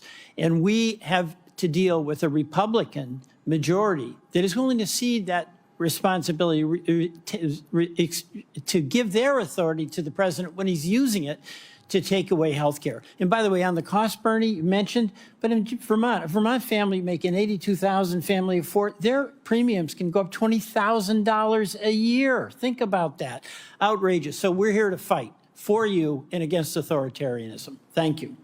All right, thanks. All right, let's open it up for discussion. Let me start off on this one. I don't know how to phrase it here, but Trump has given... This is like playing a D&D campaign, and like you take a really involved turn, but you're active and you're quick about it, but you take a lot of steps. There's a lot of parts that's rolling, and then it gets to the next person's turn, and they're just like, and then they start looking at their spell list, and you're like, bitch, think about what you're gonna do when it's not your turn. $1 trillion in tax breaks to the top 1%. He's going to raise health insurance premiums by 75% on average for 20 million families, throwing thousands of people, millions of people off of Medicaid. And by the way, as I said earlier, studies out there show that tens of thousands of Americans every single year are going to die as a result. That's what we're talking about. We don't act. People in every state in this country by the thousands are going to. So my simple question, it would seem to me, if I were a politician, why would I want to give tax breaks to billionaires who have never... That's me, haha. Stop ha-haing. Learn your fucking spells. Write down some goddamn notes. And when it's your fucking turn, be quick. Make a move. Had it so good and cut programs that working people desperately need. What is his motive? What does he think he's going to do? How does he plan on getting away with something which is so horrendously unpopular and horrible? Who wants to take a shot at that one? I'll take a shot, but I want to start with the fact that... What's the news? America is a shithole and everybody's delusional, and we are in the biggest unhinged bubble of all time, and we're like, our economy is losing jobs, the government is shut down, and the stock market is up off of an AI bubble that can't make money 95% of the projects it's put on. We are fucking cooked. What we're seeing is a huge betrayal, because Trump campaigned on helping families. And then what did we see when in the rotunda of the Capitol, he was sworn into office? Did we see standing behind him champions for health care for American families? No. Did we see champions for child nutrition or that research, that medical research for children's cancer or dementia or so many other diseases? No. Did we see labor advocates trying to get an honest day's pay for an honest day's work? No. We saw billionaires standing behind the president. And that is the vision that he has been operating on from day one of his administration, is we are going to screw families in order to fund tax breaks for billionaires. Child nutrition, tax breaks for billionaires. Healthcare, cut it, tax breaks for billionaires. Run up $30 trillion in additional debt, tax breaks for billionaires. Okay, we got a piece of update, chat. The White House has withdrawn controversial nominee to lead the Bureau of Labor Statistics after ousting predecessor over jobs data. I told you he's a fucking cuck bitch. He's a cuck ass bitch. He just lost. He took another fucking L. He was whining and complaining because, you know, all the economic reports are bad news. And he was like, it's fake news. They're all Democrats. They're putting the fake news. They're making me look bad. The economy's better than ever. How do I know that? I made it up. Like, I legitimately think if you like Trump or you think he's funny or you like him as a leader, you're not an intelligent person. Let's just put it that way. You're not an intelligent person. And I think it's over for you. I think there's holes in your brain. I don't think there is a way for you to go forward. So why? Because that's what he identifies with. He views himself as a very successful entrepreneur. Of course, there's many questions about that until he actually finally did become successful as a corrupt president in a fashion we have never seen in the history of the United States, promoting crypto coins while in office. But that's who he is, that's who he's fighting for, and we're fighting for the families. But you know, I just want to add, Jeff, you've got the half of it, the billionaire half. You're exactly right on that. But look at the other half, too. He wants to lie about who's getting help right now. So we sit here in Washington and we talk. Couldn't Democrats call for a general strike tied to some key political points to apply pressure? I mean, it is illegal. Mike will say no, but a lot of companies are letting employees go who aren't able to leverage AI. AI is making money if you know what you're doing, but it's also burning a lot of cash from infrastructure investment. A lot of companies will be burned chasing hype instead of doing proper legwork. I work in a factory where 95% of the people are hardcore Trumpers, and bro, it's misery. These people are stupid. We're beyond cooked. I think the main thing you need to understand is that you're not going to drive people to the left without giving them a positive thing to look for. The left wins when people believe in it, when they believe in the future that they're calling for. The left does not win from a negative space. It never has, and it never will. The negative space may motivate people to look for a radical alternative, but for the left to win, it has to have a positive vision. This has always been the case. The left falls in love, the right falls in line. If you're in this space, now, I also think, and this is the Mike from PA difference, I believe that the left should be meaner. I believe the left should be meaner. I think we should relish and enjoy the defeat of our enemies. I think we should look down on people like Aamon Golden Tectone, and we shouldn't reach out to them with kindness. We should be like laughing at them for being sex creeps or fucking shut-ins. They love lolcowing people. They love abusing people. Stop acting like a bully victim. And the only way to stop it is to knock them on their fucking ass. Hypothetical, like, you know, this is a literary reference, not a literal knock on their ass. I'm talking about rhetorically knock on their ass, okay? I have never, ever seen someone go on the internet, wow, that person seems to be hurt. Their feelings seem to be hurt because I made fun of them. I'm going to apologize. I've never seen that happen. What I have seen happen is people's careers get fucked up, their reputations get damaged, and then they're like, oh, maybe I should apologize. Maybe I should shut up. Like, look at Destiny. He's awfully quiet now, isn't he? He got demonetized on YouTube. He's awfully quiet. He's trying to keep his fucking head down so he can get his money back. Your job is to keep putting the pressure on. Pussy ass bitch. About how there are going to be at least 10 million people kicked off Medicaid. You know, there are a lot of people around this country who say, well, I don't take Medicaid, right? That's for somebody else. That's not for me. And they lie about who gets Medicaid. So first of all, you may be taking Medicaid, getting help from Medicaid, but it's just called something else in the state that you live. Which is a Democrat failure, by the way. Having 50 different names for the same program is a common Democrat L. Common Democrat L. Next Democrat that's in office, say every single fucking Medicare or Medicaid program is called Medicaid. It's called Medicare. And everybody who gets it, they get sent a fucking letter with a new card that says, this is Medicare, this is Medicaid, that's what you're on. The government program, period. You are getting welfare, the letter says. I'm dead serious. The American taxpayer is paying for your health care. That is the letter that every single fucking person who's on Medicare gets. This is not to shame them. This is to make them aware of what's going on. I want every single person to get that letter in this country. I want Medicare for all. But one of the things that Democrats and centrist Democrats are really bad at, they hate when the government does stuff. They like to hide that the government's doing stuff because they're ideologically anti-government, just like Republicans are. I don't think the state should be able to have their own name for it. The name is Medicaid and Medicare. No fucking California care. No fucking anything. It is the name. Also, it's the same in every state. It's called Sooner Help, or it's called Mass Health, or it's called Husky. Husky. Dr. Dinosaur. Dr. Dinosaur in Vermont. Why am I not surprised? But it's got different names. So there are a lot of folks who are right in the target area who don't even recognize they're in the target area. And that's why it's so important to just stop for 1 minute and talk about what Medicaid is. We make a decision as a nation that we don't know whose niece is going to have the baby that's going to run up $1 million in medical bills before he's a month old. We don't know whose grandma is going to outlive her savings and end up in a nursing home and need help. We don't know whose neighbor's going to get hit by a bus and needs to live with a home health aide or needs a wheelchair. We don't know who's going to get hit, so we all pitch in some nickels. So if it's your family, there's some protection there. That's all Medicaid is. And what the Republicans are trying to do is say, no. We're not going to take anything away from you. We're just going to take it away from those other guys. And that's the other part of this that we have to be willing to talk about.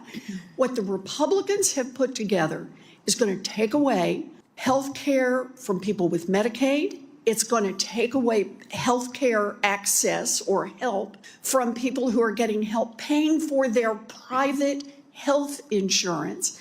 It's going to put the squeeze on employers. It's going to hit everyone. So wherever you are, this is not a problem for those people. It's a problem for everyone. Which takes me to one of the questions that we've got. More than 2/3, this is the question from Lisa in North Carolina. Lisa, thanks very much. My father is in a nursing home memory care unit, and Medicaid covers the majority of his bill every month. Is there a chance he will lose this coverage? And if so, will he be kicked out? End of quote from Lisa of North Carolina. Who wants to talk about the impact of these cuts? All right, chat. Vio opened the door wearing this. Can you see this boot?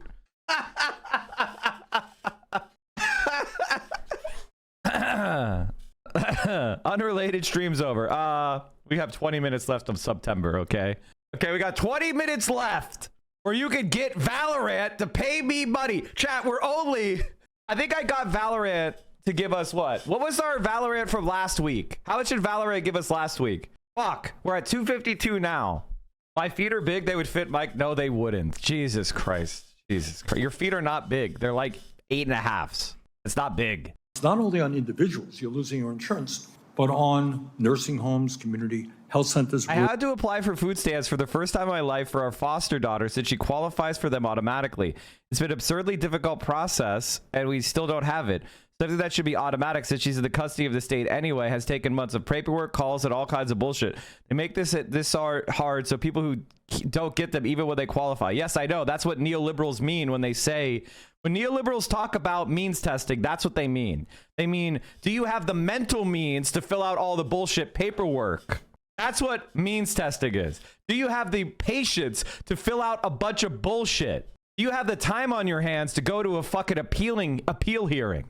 I remember when I lost my job once and I applied for unemployment benefits and I had to battle because it was like a week before the quarter ended and I needed to have the look back on the quarters was like the previous quarter, and that previous quarter I had, not made that much money or whatever. And it was like, what the fuck is this shit?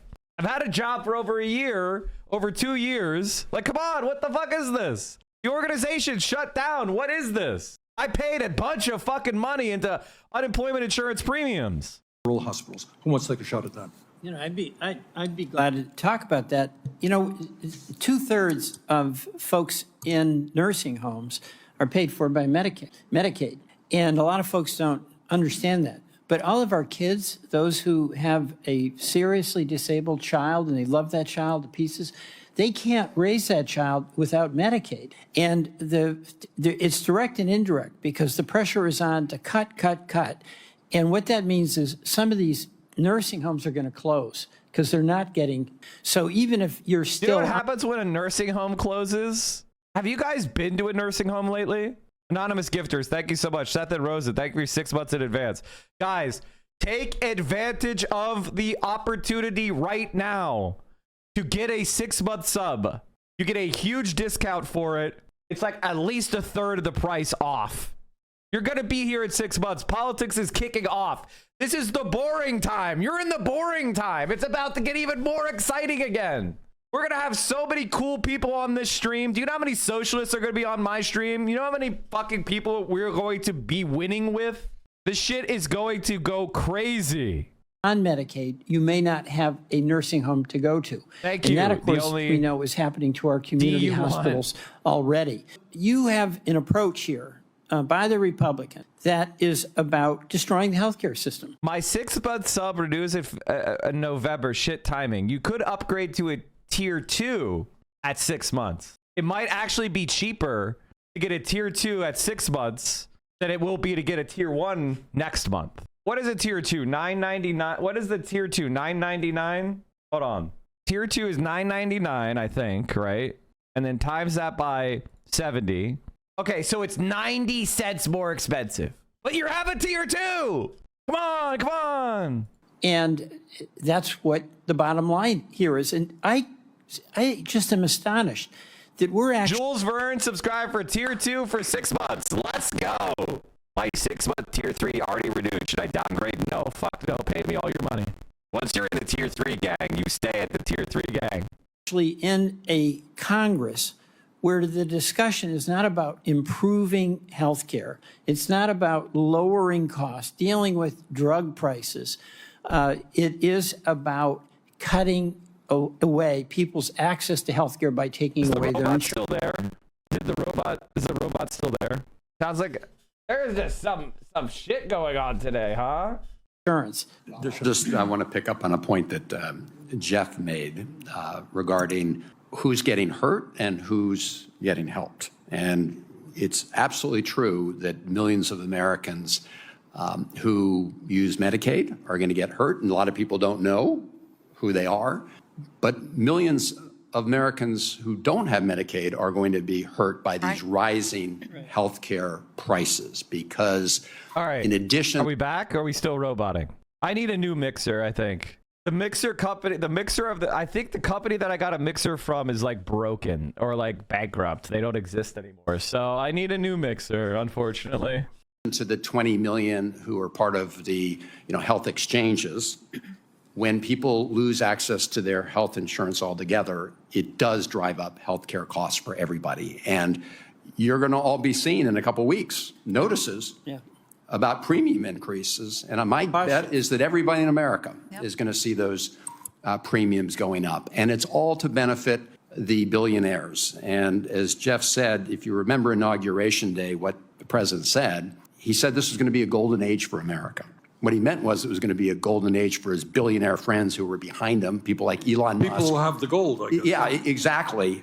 Like Elon Musk. We didn't know he was literally going to plaster the Oval Office with gold. So literally a golden age for people who are already very rich. You're going to get even richer at everybody's else's expense. And of course, one of the people who is cashing in big time is Donald Trump and his family. I mean, we've never seen a more corrupt administration in American history in terms of their crypto schemes and their crypto scams, selling out American interests for his own personal profit. So I do think at this moment it's important to focus, as we are, on who Donald Trump for, the billionaires and the big corporations, and who he is leaving behind. He's leaving behind and betraying the very people he said he wanted to help. Well, and Bernie, I want to just, maybe this is a good moment to debunk this argument, this so-called argument that the Republicans have been putting out there. They're sort of desperately trying to figure out how to blame us when they're in charge of everything for what's about to happen. So what they're saying is we're fighting to preserve, we're fighting because we want to make sure that their term, illegal aliens, get health insurance. So I just want to be clear, okay, that's a lie. They do not want to talk about how they are raising healthcare costs for people, taking away people's health insurance, and so they are trying to change the subject. It is against the law right now for a person who is an undocumented person to get Medicare, to get Medicaid, to buy their health insurance on the health insurance exchanges in your state or nationally. So this is a classic trying to change the subject, trying to scare people. It is not true, and we should just be really clear about that as we think about what is really at stake in this moment, which is whether you are going to be ending up paying 75% more for your health insurance premiums because Republicans refuse to work with us to solve that problem. I also want to be really clear about something too, and I looked it up. The Medicaid program in Vermont is actually called Dr. Dinosaur. You doubted us? I doubted. It sounded ridiculous.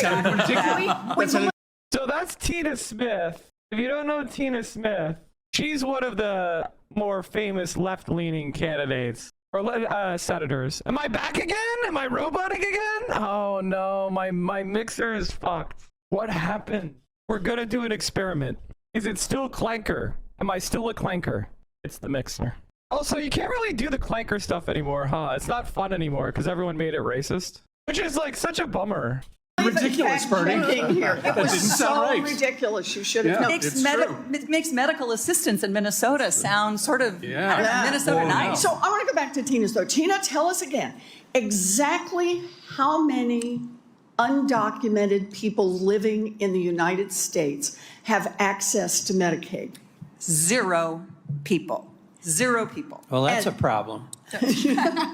But that's the whole, we just have to keep saying this enough because this is the whole idea. They want to treat it as if it's a scam. And this is health insurance for your grandma. That's right. This is health insurance for your neighbor. This is health insurance for that baby with multiple medical problems. And I just want to reiterate a point that Senator Welch made. The system is already broken. That's right. Okay? We did, the ranking member of the Health Committee, Health, Education, Labor, and we looked at nursing homes. Oh my God. It is that we treat the elderly and the disabled the way we do. All right, what about now? God damn it. I feel like there's some sort of major software issue happening now. Is it falling up? Never forget, I was in a meeting in Burlington, Peter. Guy gets up, town meeting, he said, I got to tell you something. Close person to me said, if you send me back to that nursing home again, before you do that, kill me. I will not, I cannot. Terrible. Right? These nursing homes all over the country are understaffed, food is inadequate, etc.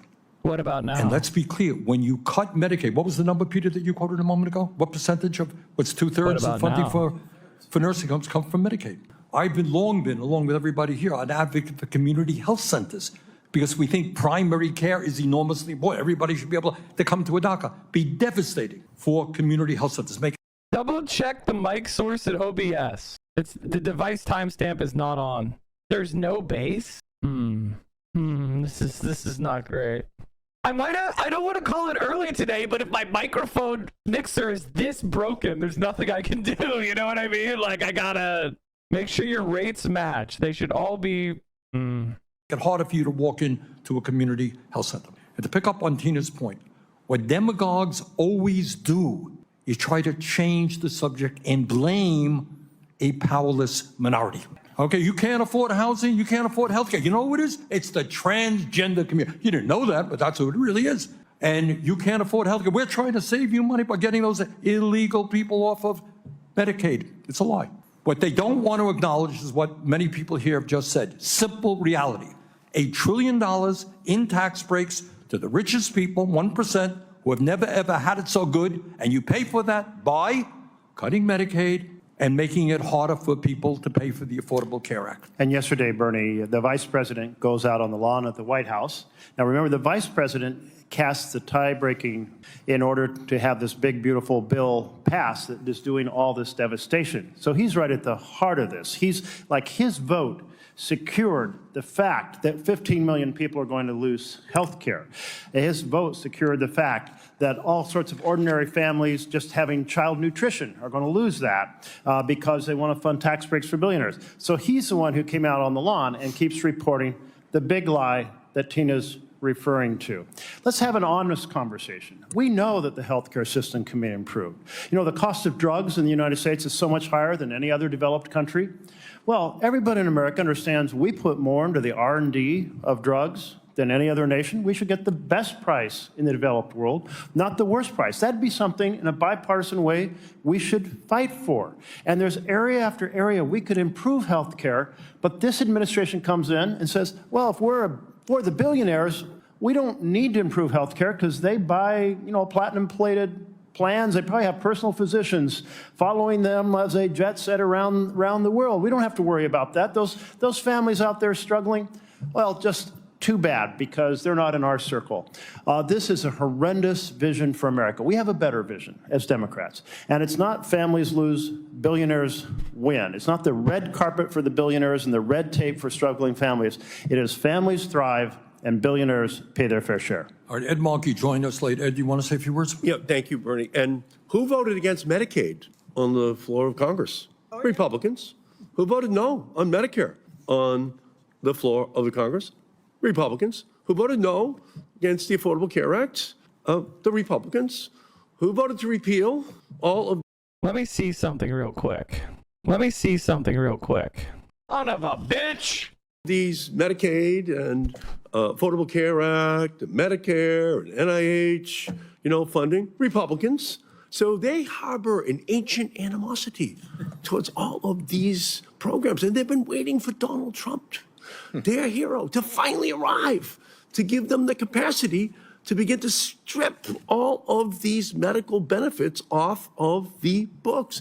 How'd they get on the books? Well, in 1900, life expectancy in the United States was 48 years of age. And then the progressive movement started. Clean air, clean water, vaccines, Medicare, Medicaid, coverage for everyone. And the Republicans have always resented the fact those programs protect every family. And so, so J.D. Vance, he just tells the big lie, to attempt to repeal it. But Elizabeth and I in Massachusetts, here's what's at stake. 300,000 people are going to lose their health insurance with these Medicaid cuts. 300,000 people. 337,000 people are going to see their health care premiums skyrocket 50%, 75%. That's 637,000 people just in our state.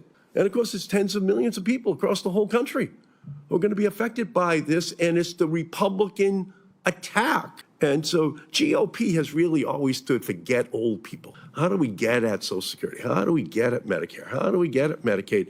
And just to follow up on what Peter said, and you said, Bernie, 2/3 of people in nursing homes are paid for by Medicaid.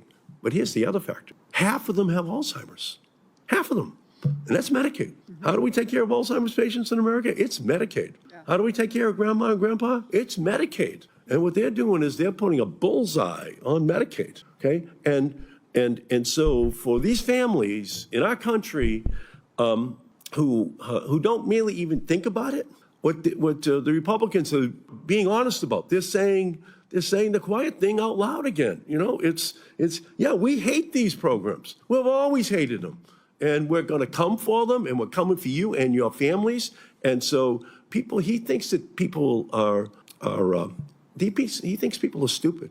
He thinks people don't understand what's going on. They may be old, they may be sick, they may be minorities, but they're not stupid, okay? All right. They know what's going on right now. Time is running out. Who wants to help us wrap it up? Brilliant last parting words. See, he's a modest guy. Brilliant. Here it is. Brilliant words. You're going to end this, Bernie. You're going to end this, but I'm going to tee up. Your first question is the most important. Why does Trump think he's going to get away with it? Trump thinks he's going to get away with this, which is just wildly unpopular, throwing 17 million people off their health care, jacking people's costs up by 75%, closing nursing homes. He thinks he's going to get away with it because at the same time, he's trying to crush dissent in this country. He's trying to shut up people who criticize him. He's trying to threaten us, right, members of the Senate, with imprisonment because they dare to oppose him. And he's betting that it's going to work. He's betting at the same time that he's doing all these unpopular things, throwing people off their health care in order to enrich his Mar-a-Lago buddies, he's also going to be successful in repressing people from protesting him.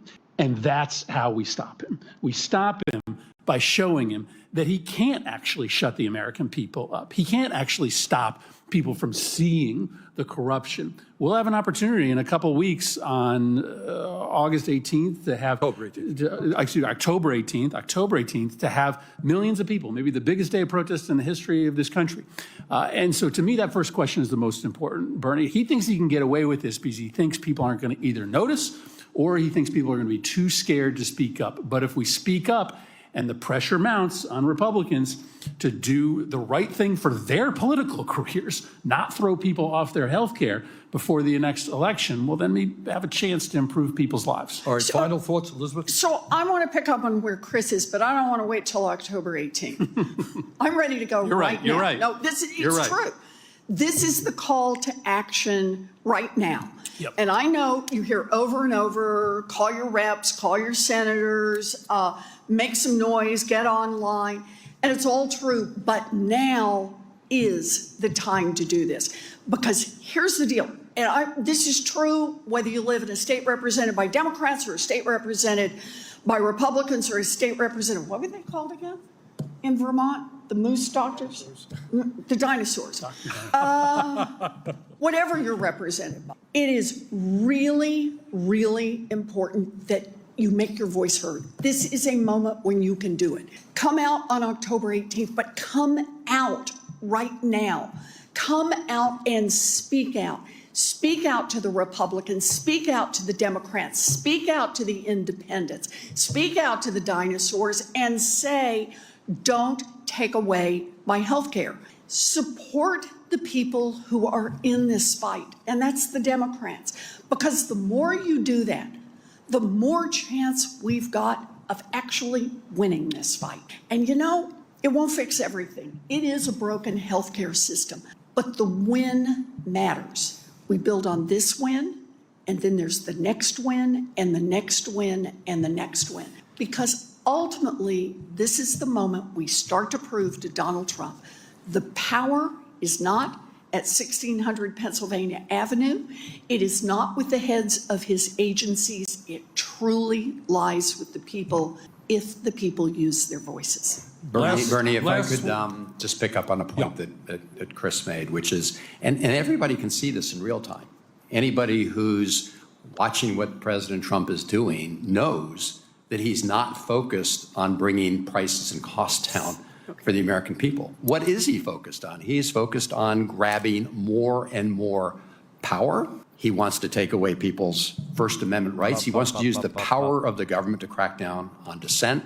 He wants to deny people due process rights, literally lock them up or disappear them without due process of law. He wants to ignore the laws that we put down that says you need to spend this money on clinical trials. Am I quiet or is it working? Am I quiet? It's quiet. What about now? Is it too loud or no? No change or worse sounding? For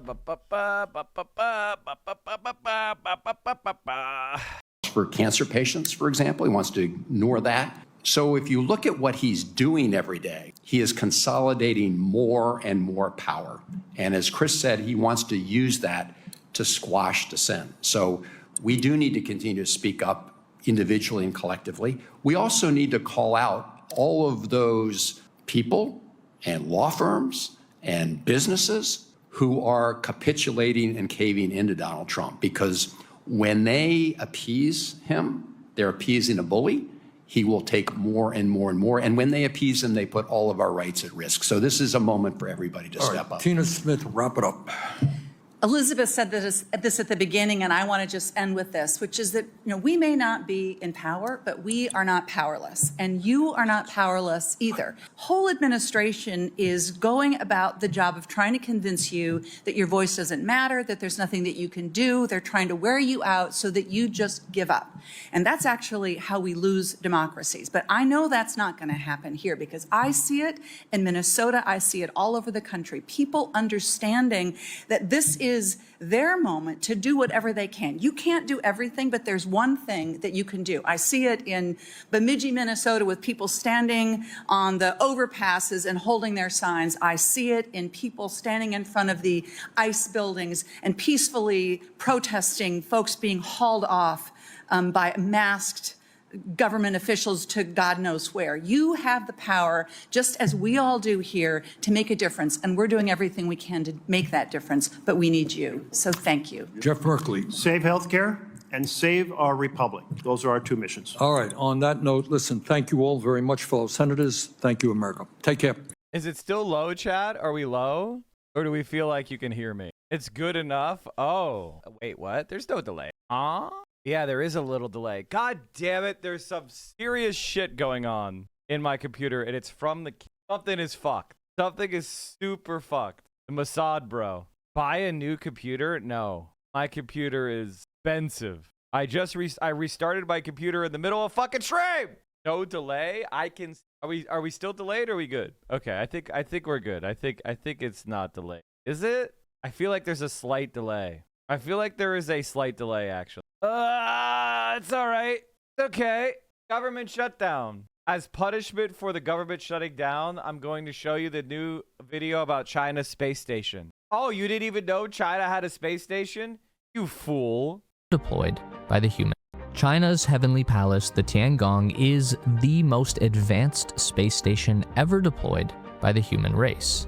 Is a big deal, but it's also not really something that people in the Western world really understand very well or even know that much about. By this point, we are all pretty familiar with seeing people on the International Space Station, so we have a pretty good idea about living in space. But life for Chinese crews on the Tiangong is like nothing else we have seen before in human spaceflight. So let's take a look at what they've been working on up there. The Tiangong now consists of 3 modules forming a T-shaped space station that orbits around 400 kilometers above the Earth's surface. At its heart lies the Tianhe Core Command Module, which means Harmony of the Heavens. It was first launched in April 2021 and currently serves as the station's operational nerve center. At the large end of the core module is a working area for both technical operations and scientific experiments. This is also where the propulsion section for the station is located, which maintains orbital control. At the module's end is a docking port that is specifically for the Tianzhou cargo craft. This is also a future docking port for the Chinese Space Telescope. Moving up to the smaller cylindrical section of the Tianhe, this is the main crew quarters. There are individual bunks for 3 crew members and all of the necessary hygiene facilities like the space toilet and showers.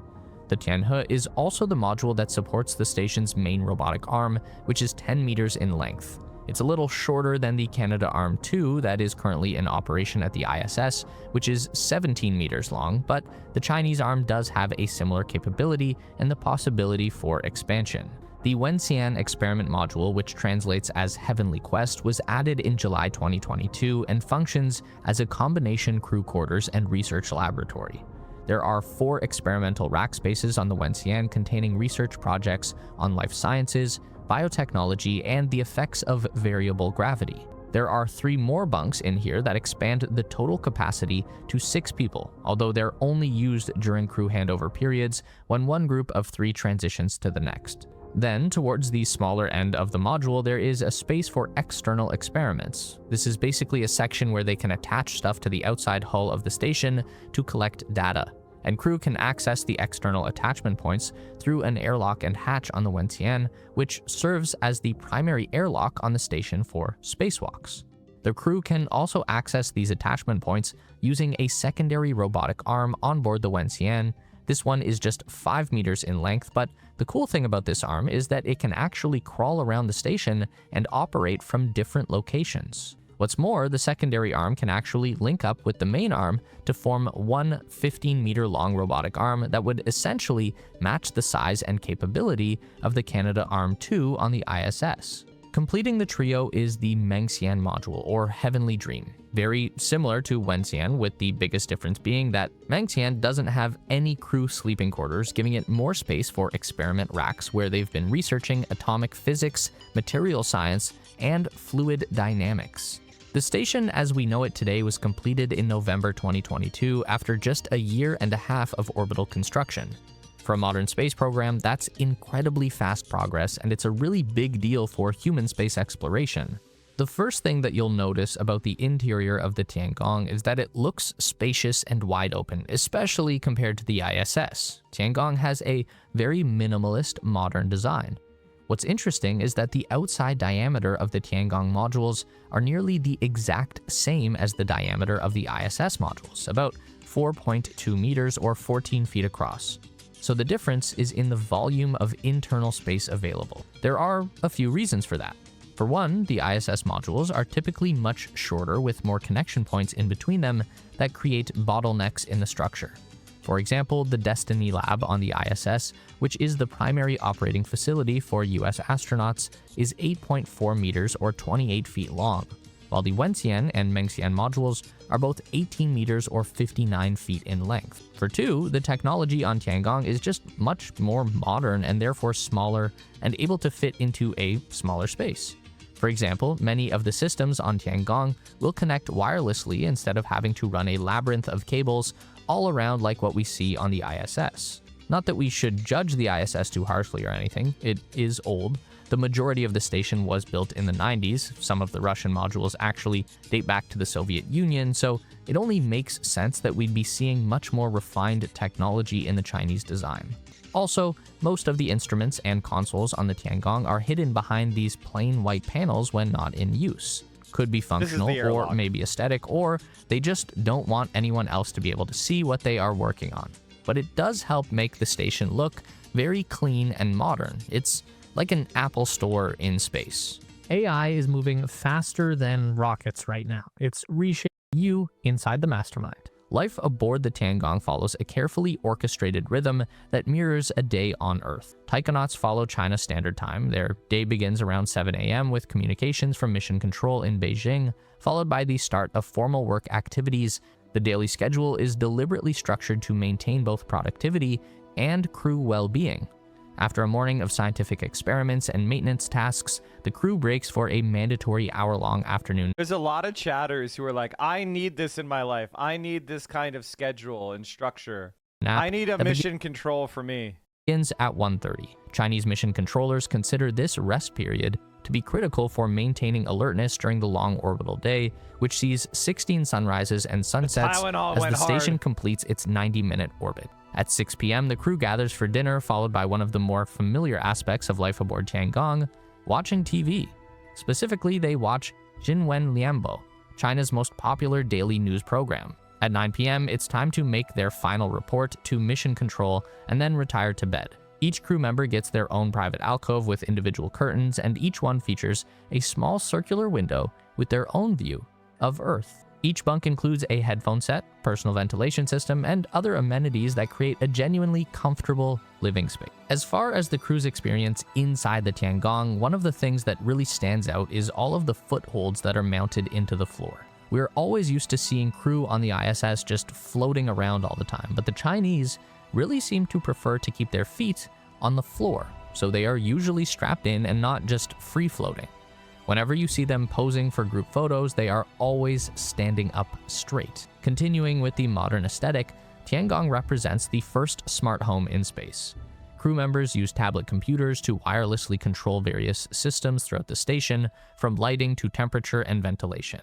Here's a really interesting feature. The station has a lighting system that mimics the day and night cycle on Earth. The system can recreate daylight, sunset, and nighttime illumination, helping to maintain the crew's natural rhythms. Now, one thing that is undeniable is that crews on Tiangong have been eating very well. The station's unique greenhouse facilities represent a significant advancement in space agriculture. Crew members successfully grow cherry tomatoes and lettuce as part of experiments in space-based food production. The 120 varieties of food available aboard Tiangong represent a culinary program designed to maintain both nutrition and morale. The selection process is highly personalized for each crew member, with meals chosen based on individual astronaut preferences. Traditional Chinese cuisine features prominently in the space menu. We have spicy chicken, shredded pork, black pepper beef, and pickled cabbage, all among the staples. And even the station's kitchen facilities go far beyond the basic food preparation areas of earlier space stations. We have a dedicated kitchen table providing space for meal preparation. The Taikonauts are eating better than I do. While a full-sized refrigerator stores fresh produce. Fruits like apples are regularly resupplied, mango, and the crew has access to 32 different varieties of vegetables. Tiangong even has the first space microwave.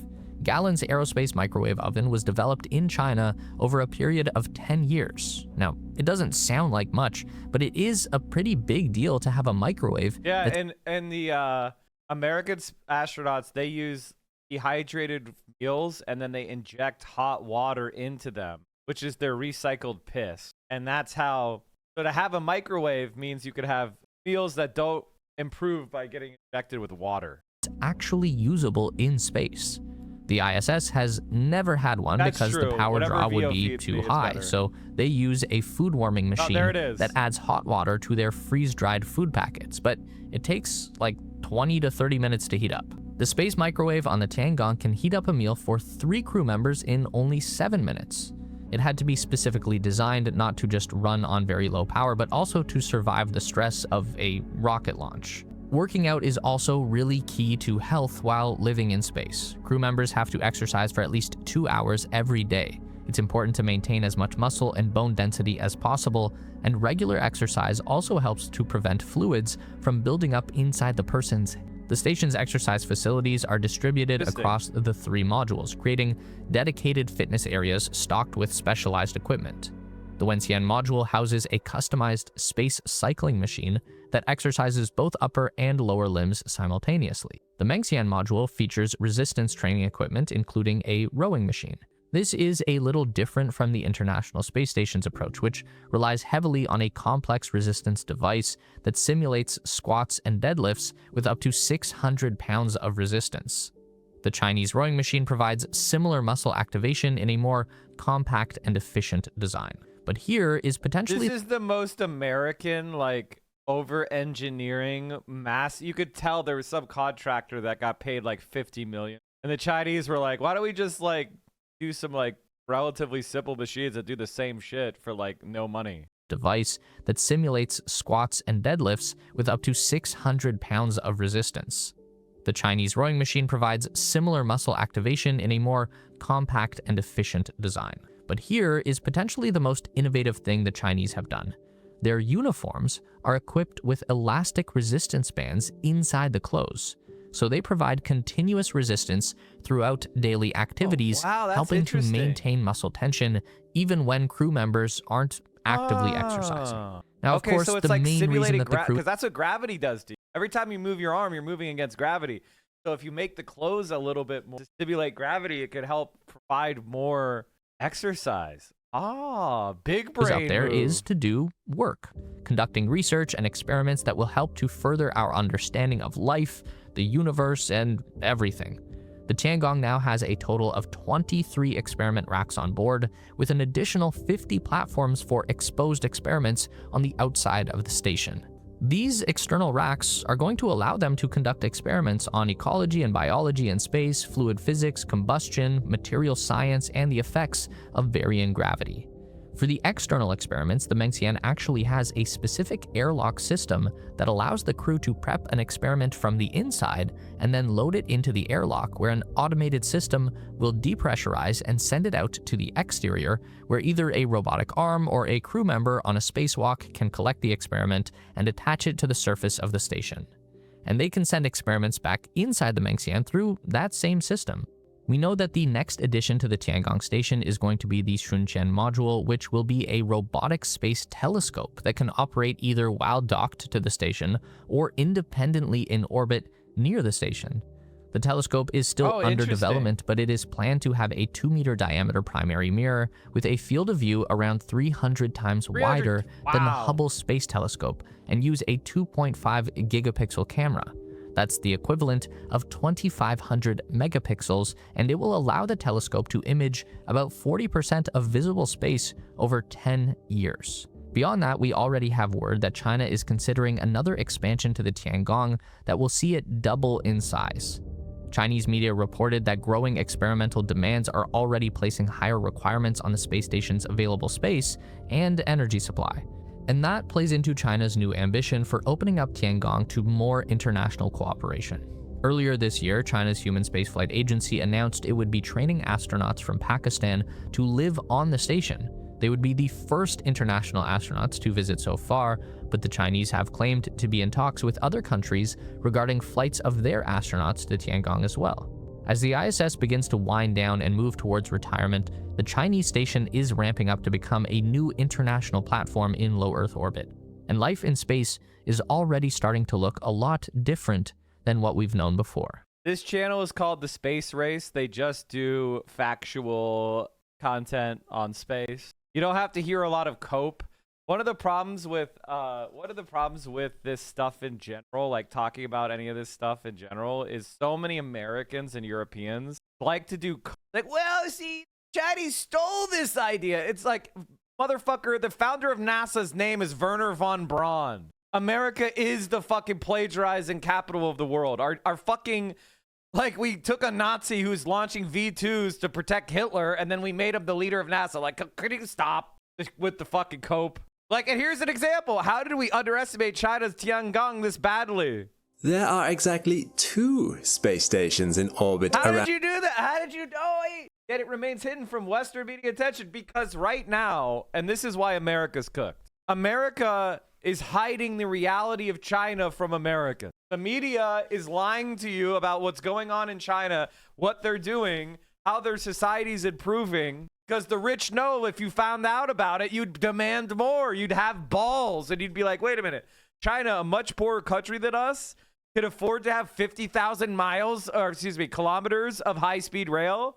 A country much poorer than us could have really nice apartments that are $800 a month for a 3-bedroom. What's going on? So they have to just have to hide it. We can't even pass a budget. This morning, with the government shut down, there's a lot of finger pointing going on. Democrats want to include an extension of Obamacare subsidies that expire at the end of the year. Republicans have refused to negotiate on subsidies unless Democrats first agree to a short-term resolution that would fund the government for 7 weeks. Let's go to Renee Marsh to get a rundown of who might be affected by the shutdown. That's right. We're just hours into this shutdown, and this morning, thousands of federal workers are now furloughed. I want to give you a snapshot on just how many at various government agencies. We have a full screen there, which has a breakdown of a variety of agencies. More than 11,000 at the FAA, and several others are now furloughed. We know that the longer this will drag on, the more painful that this will be for Americans. There are essential programs and services that will continue despite the shutdown: Social Security and Medicare benefits, unemployment, jobless benefits, the National Weather Service forecast and warnings, that will continue. Veterans medical services, ICE immigration enforcement, Custom and Border Protection, and TSA are all considered essential employees. So they will have to continue to work without pay for the duration of this. And the same goes for air traffic controllers. So if you have a flight right now, you should be okay. But there's a caveat. The longer things drag out, circumstances may change. John, I covered the... So what do we have, Vio? So it seems we have some, like, you know, a nice penne pasta with, why am I blank? Portobello mushrooms, breaded mozz on it. We have some tomatoes in here, and then we have what? When do you cook for her? All the time, chat. All the time. Just off screen. Just off screen. All the really, like, feminist stuff I do right off. I don't like the virtue signal like that. Okay? I don't like the virtue signal. 2018 to 2019 shutdown, and that lasted 35 days. And we saw TSA and air traffic controllers call out sick after missing multiple paychecks, and that sparked delays at airports across the country. So again, depends on how long this lasts. Passports and visas will still be processed, but that may take longer. Who's the IRS better operations cooker? will continue. And so now I cook on the grill. Okay, I cook the burgers. That's where I'm at. Will mail delivery. But here is what is compromised. Portions of national parks and services will shut down. At the FDA, no new drug applications, some monitoring compromised. And the program that serves millions, special supplemental nutrition program for women, infants, and children, also known as WIC. We understand and are hearing from people this morning that that program has about a week's worth of money, possibly two.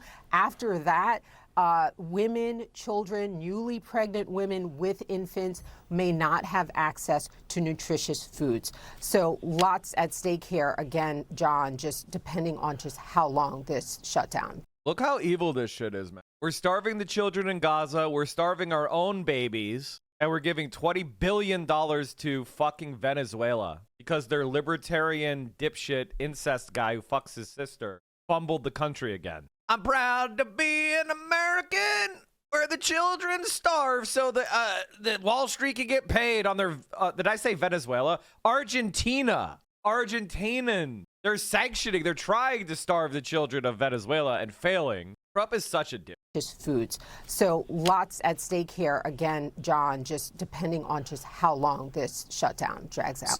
So that is what is at stake. Renee Marsh, thank you so much. Let's get back to the Senate Minority Leader Chuck Schumer, who joins us now from Capitol Hill. Senator, I was saying that every Republican who's gone on TV the last, 9 hours or so has called this the Schumer shutdown. What do you think about that name? Well, it's really the Trump shutdown. Let me say something to you, John, that Republicans, that they could barrel us into a shutdown because they didn't want to protect the health care of the American people. Well, now they've seen they can't bully us, they can't barrel us. They don't have the votes to push their partisan bill through that did nothing to protect American health care. So the solution now is for both sides to sit down and come to an agreement that protects American health care. The American people are struggling and helping, and here's some news. We just got it from the Kaiser Health Foundation, that starting today, people will get notices that their health care premiums could go up as much as $1,000. More than double. We thought it was $400 a month. It's more than that. When people get these bills, they're going to be outraged, and they're going to say, how do we stop it? And the answer is simple. Democrats should sit down with Republicans, and Republicans should negotiate with us to deal with this health care crisis. It's really descending upon the American people in a very bad way, and they're going to be furious, and they're going to be furious at the people who refuse to do that, who refuse to help the American people with the health care crisis that they created in their so-called big, bad, beautiful bill, which they now want to change the name to. They know it's so bad. And we can solve this. So there are 3 Democrats, or 2 Democrats and 1 independent, who voted with Republicans on the clean bill to keep the government open. Senator Angus King, the independent from Maine, John Fetterman from Pennsylvania, and Catherine Cortez Masto from Nevada. She said we should not be swapping harm to one group of Americans for another. What do you say to that? Well, I'm saying that the health care crisis is so deep and so real, and these $1,000 a month, $500, $600, $700 a month increases. Imagine you're an American family sitting at the table this week, and you see that your health care costs, your insurance is going to double. You're going to say, what the heck am I going to do? Somebody help me. Well, Democrats want to help. Republicans thus far don't, but now that I think they've seen that they can't bully us into just passing their bill, which does nothing, zero for American health care, and has not had any Democratic input, despite the fact that we've asked to sit down with them week after week and month after month, they will now see that. And we're going to be out there fighting, John. So Democrats are going to be all over the TV wires, all over the districts, protesting, all over the social media. And the American people are on our side. The polls show that something like 80% don't like the big, bad, beautiful, the big, beautiful, ugly. He's so bad at this. He's so bad. Fucking retire. You're going to die. Go see Machu Picchu. Go visit Yosemite. Go fucking touch the face of God. Go weepy. You know, I guess I was going to say do a pilgrimage to Rome or something, but I guess he was going to Tel Aviv to worship Netanyahu like he does every fucking day anyway. Go walk around, see the world. Hike Mount Fuji. You're still ambulatory. You're not going to have that many years left before your mind is gone. You're wealthy beyond measure. What are you doing? You're not good at this. No one's saying you're good at this. Fucking retire. Go on a cruise. Anything, for the love of God. Pick up gardening. Anything. Just go away. Go away. I'll personally pay for your carbon offsets to fucking jet set the world just so you go away. Bill that they have put forward. So again, as I said, you lost 3 votes. You may be able to lose at 8. The government will probably reopen. We'll give Republicans enough votes. How confident are you that you won't lose more Democrats? Our caucus is resolute that we have to solve this health care crisis. That's our job. When something really afflicts the American people so badly, it's the job of senators on both sides of the aisle to come together. And here's what we hope. Now that the Republicans have seen they don't have the votes, they've done it twice, they will sit down and negotiate in good faith. Even when we talked to President Trump at the White House, he knew the increases, these dramatic increases in people's health care insurance was going to hurt him. And he said that. So Vice I think President, there's an opening for them to sit down with us. So in terms of an opening, in terms of an off-ramp, Vice President J.D. Vance, just like 5 minutes ago in one of his own TV interviews, said that he's willing to go to the Capitol to talk to Chuck Schumer and Senate Democrats about premium support for the Affordable Health Care Act, but only after the reopening of the government. So what do you say to that? That he'll have the discussion, but after you vote yes? They've had since March to do this. We've asked them to vote on it 3 times, the Republican senators, and all 3 times they voted no. We need a real answer now. If they kick the can down the road, you know, as Martin Luther King once said, Senior, later means never. They know this is a crisis. They keep, you know, they don't want to talk about it, so they keep putting up this false stuff. Undocumented immigrants will get this. No, the law is clear. That no Medicaid, no Medicare, no ACA can go to any undocumented immigrants, but they keep bringing that. Him and Martin Luther King Jr. He was too old for that. He was Martin Luther King Sr. Up because they're afraid to talk about the real issue. Talk about it now. One of the things that Republicans are also doing, and they're doing in the White House press briefing, was the running sound of Democrats talking about shutdowns in the past, including sound of you. This is the type of thing you've said about shutdowns in the past. Let's listen. What if I persuaded my caucus to say I'm going to shut the government down, I'm going to not pay our bills unless I get my way?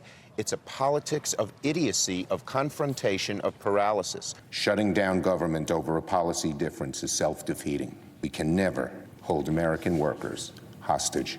While the CR bill is very bad, the potential for a shutdown has consequences for America that are much, much worse. Therefore, I will vote to keep the government open and not shut it down. That was you 3 times in the past. Go ahead.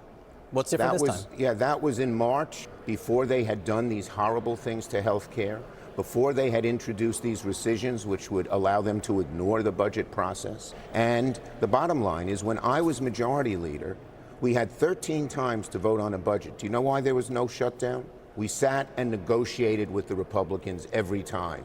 They got some things, we got some things. They did not negotiate at all. They refused, despite repeated entreaties by Hakeem and me, to go to the White House, to sit down with Thune and Johnson. Look, if you want to know who wants a shutdown, look at the House. Johnson had the House adjourn all this week. So they couldn't even if the Senate had come up with a solution, they couldn't vote on it. But now that they've seen they can't bludgeon us, they can't roll us, hopefully they're going to sit down and negotiate now, not kick the can down the road, which they've done. It's been 45 days, 45 days, 45 days, and they've never done anything. The senators, everyone in Congress right now on the Republican side is really pointing the finger squarely at you personally. And one of the things they're saying is this is about politics in New York, that you might face a primary from Congresswoman Alexandria Ocasio-Cortez. And she was actually asked about this last night. Listen to what she says. Whoa, guys! Woo! We got drama! Woo! People make fun of me for talking about politics at drama, and they're like, I can't believe Mike is using drama in order to get people to watch his dry political socialist takes. It's like, have you watched CNN? They're more drama focused than I am. They do nothing but horse race bullshit. I talk about, like, and I mean this completely literally. You could quote me. Hassan in my stream is 10,000 times more policy based than the Washington Post or the New York Times or CNN. They are fucking garbage. And I saw some Republican members of Congress saying, oh, well, if we have this shutdown, it's because of AOC. Well, if that's the case, my office is open and you are free to walk in and negotiate with me directly. Because what I'm not going to do is tolerate 4 million uninsured Americans because Donald Trump decided one day that he wants to just make sure that kids are dying because they don't have access to insurance. What about the politics on the left? I was pretty good, but then she fumbled the fucking landing. I agree with her. The politics is with the American people. The American people are getting clobbered by these bad health care decisions by the Republicans. And it is up to the Republicans and Trump to do it. Our motivation, my motivation, is to do my job. When people are having a real crisis, when they're seeing their health care premiums go up close to $1,000, when it's not only the people on ACA, but everyone else's premiums who will go up as well, our job is to protect them. That's what we're doing. The way out is bipartisan negotiations. We hope the Republicans will do that soon and now. Thank you for being with us. We are literally all going to die because of how incompetent. Some big news. We've been seeing this coming for a while. Chuck Schumer has been desperate to float all sorts of different ideas on how to avoid a government shutdown. And I should say those ideas are really how... All right, hold on, chat. We got breaking news about the Gaza flotilla. A report of the Gaza flotilla surrounded by 20 vessels as they reach 70 nautical miles off the Gaza coast. Okay, everybody is in, everybody's wearing their life jackets.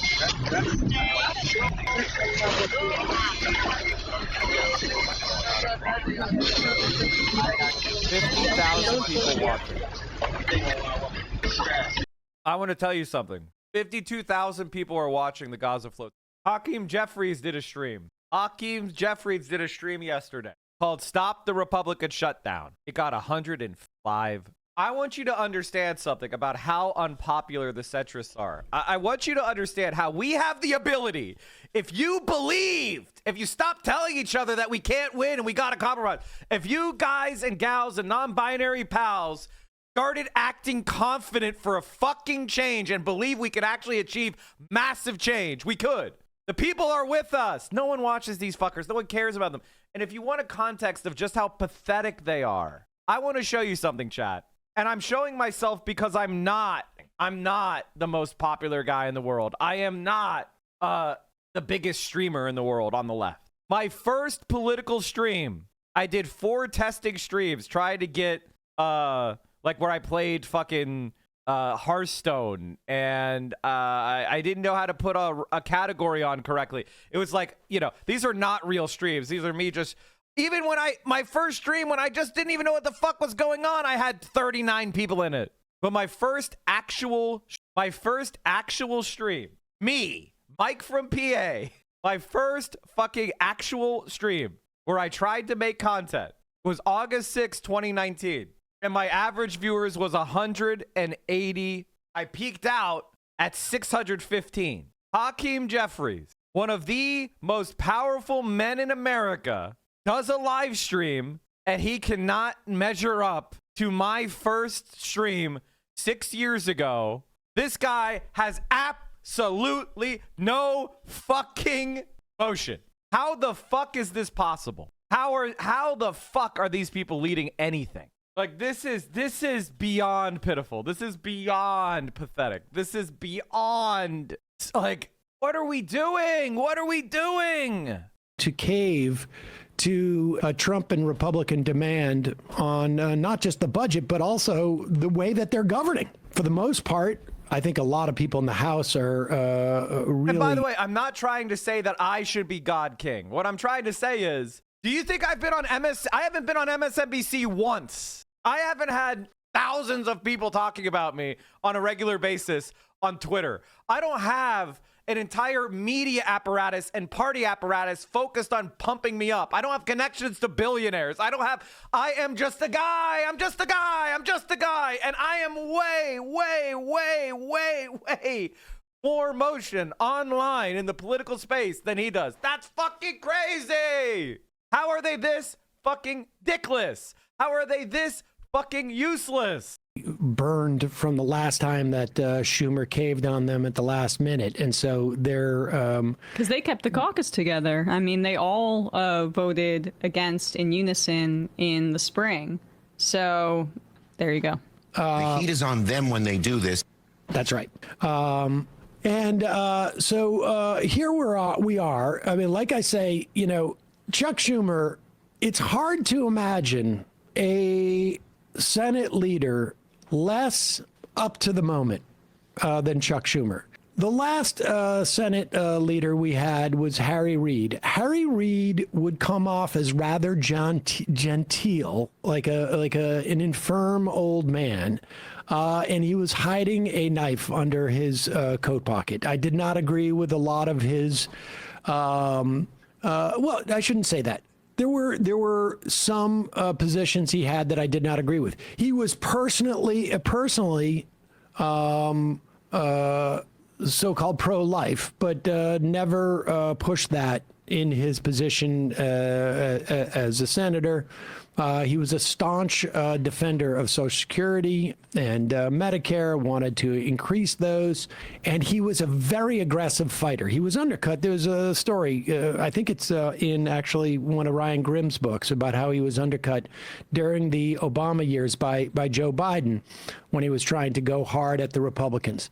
Chuck Schumer, on the other hand, both appears soft on the outside and is even softer on the inside when it comes to aggressively confronting this moment. And he can barely do it. Here's a prime example.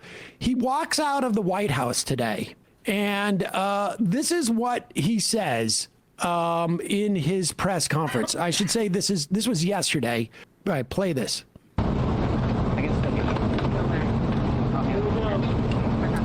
They come out of the White House. Of course, he's projecting nothing but strength as he approaches.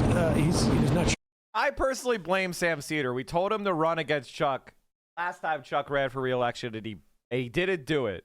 He would have won. Sure where he is. He lost the team there. We need some sexy music here, right? Yeah. He's Okay. like a snack. Well, we met with the president for the first time since all of these issues started. Pause it for a second. Now understand, this moment here is one of the few that it's guaranteed he's going to get TV time. It's not always like a lot of people, a lot of us assume like, where are these people? How come there's no, why aren't they out there doing politics? It's because the media doesn't necessarily cover them and doesn't get that much play. When you walk out of the White House 24 hours before a government shutdown, you know you're going to get it. So understand, to the extent that any of the American public sees anything, they're going to see this. And he comes out, and the first thing he says is, forget the fact that he's lost. Okay. We are weak, he says. And we haven't been able to get in to see the president. The president allowed us to come and talk to him. That's the subtext of what he's saying here. But go ahead. Because listen, the American public doesn't care that you're whining, that you're getting bullied by a bully. That does not give them confidence that you know what you're doing. Yep. Go ahead. Okay. Well, we met with the president for the first time since all of these issues started, even though we have requested repeated meetings with Leader Thune, Speaker Johnson, and the president. We have very large differences on health care and on their ability to undo whatever budget we agree to through rescissions and through impoundment, as well as pocket rescissions. Go ask your mom or your friend if they know what impoundment and rescissions mean. You do, because you hear us talk about it all the time. But if you went out and had a beer with one of your friends and said, like, this is like the impoundment law from '74 and rescissions, people would look at you like they look at me.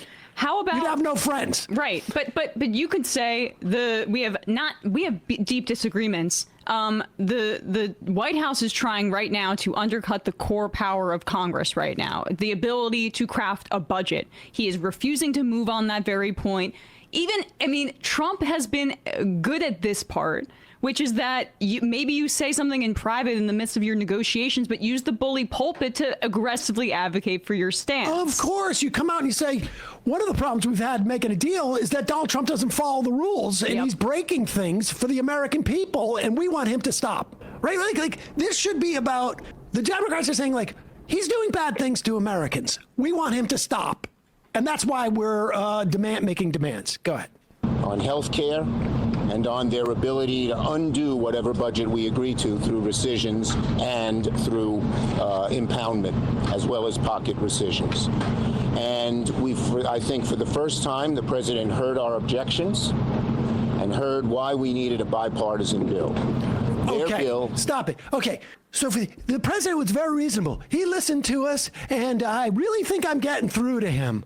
That's what's going on here. Instead of like saying something like, I don't know if the president understands what he's doing to the American public, but it's quite clear that he's doing damage. How about that? How about point out that he's Dementia Don and he's tweeting out AI videos or something like that? Well, this is what Donald Trump posted 2 hours after they walk out of there. He heard them.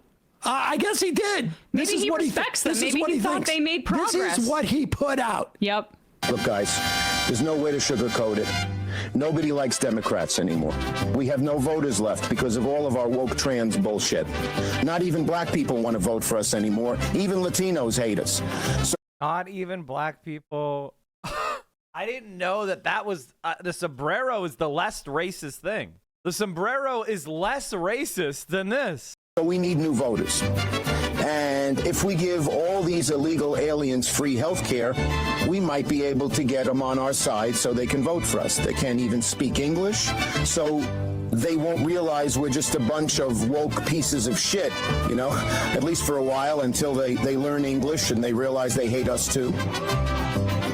Okay, so aside from the blatant racism, I mean, aside from all the lies, aside from the fact that it's he's basically saying, you're my bitches.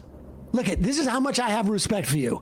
I appreciate you saying that I listened and that I was polite and that I treated you well. And here, you are my bitches. That is what he's saying. I mock you. I laugh in your face.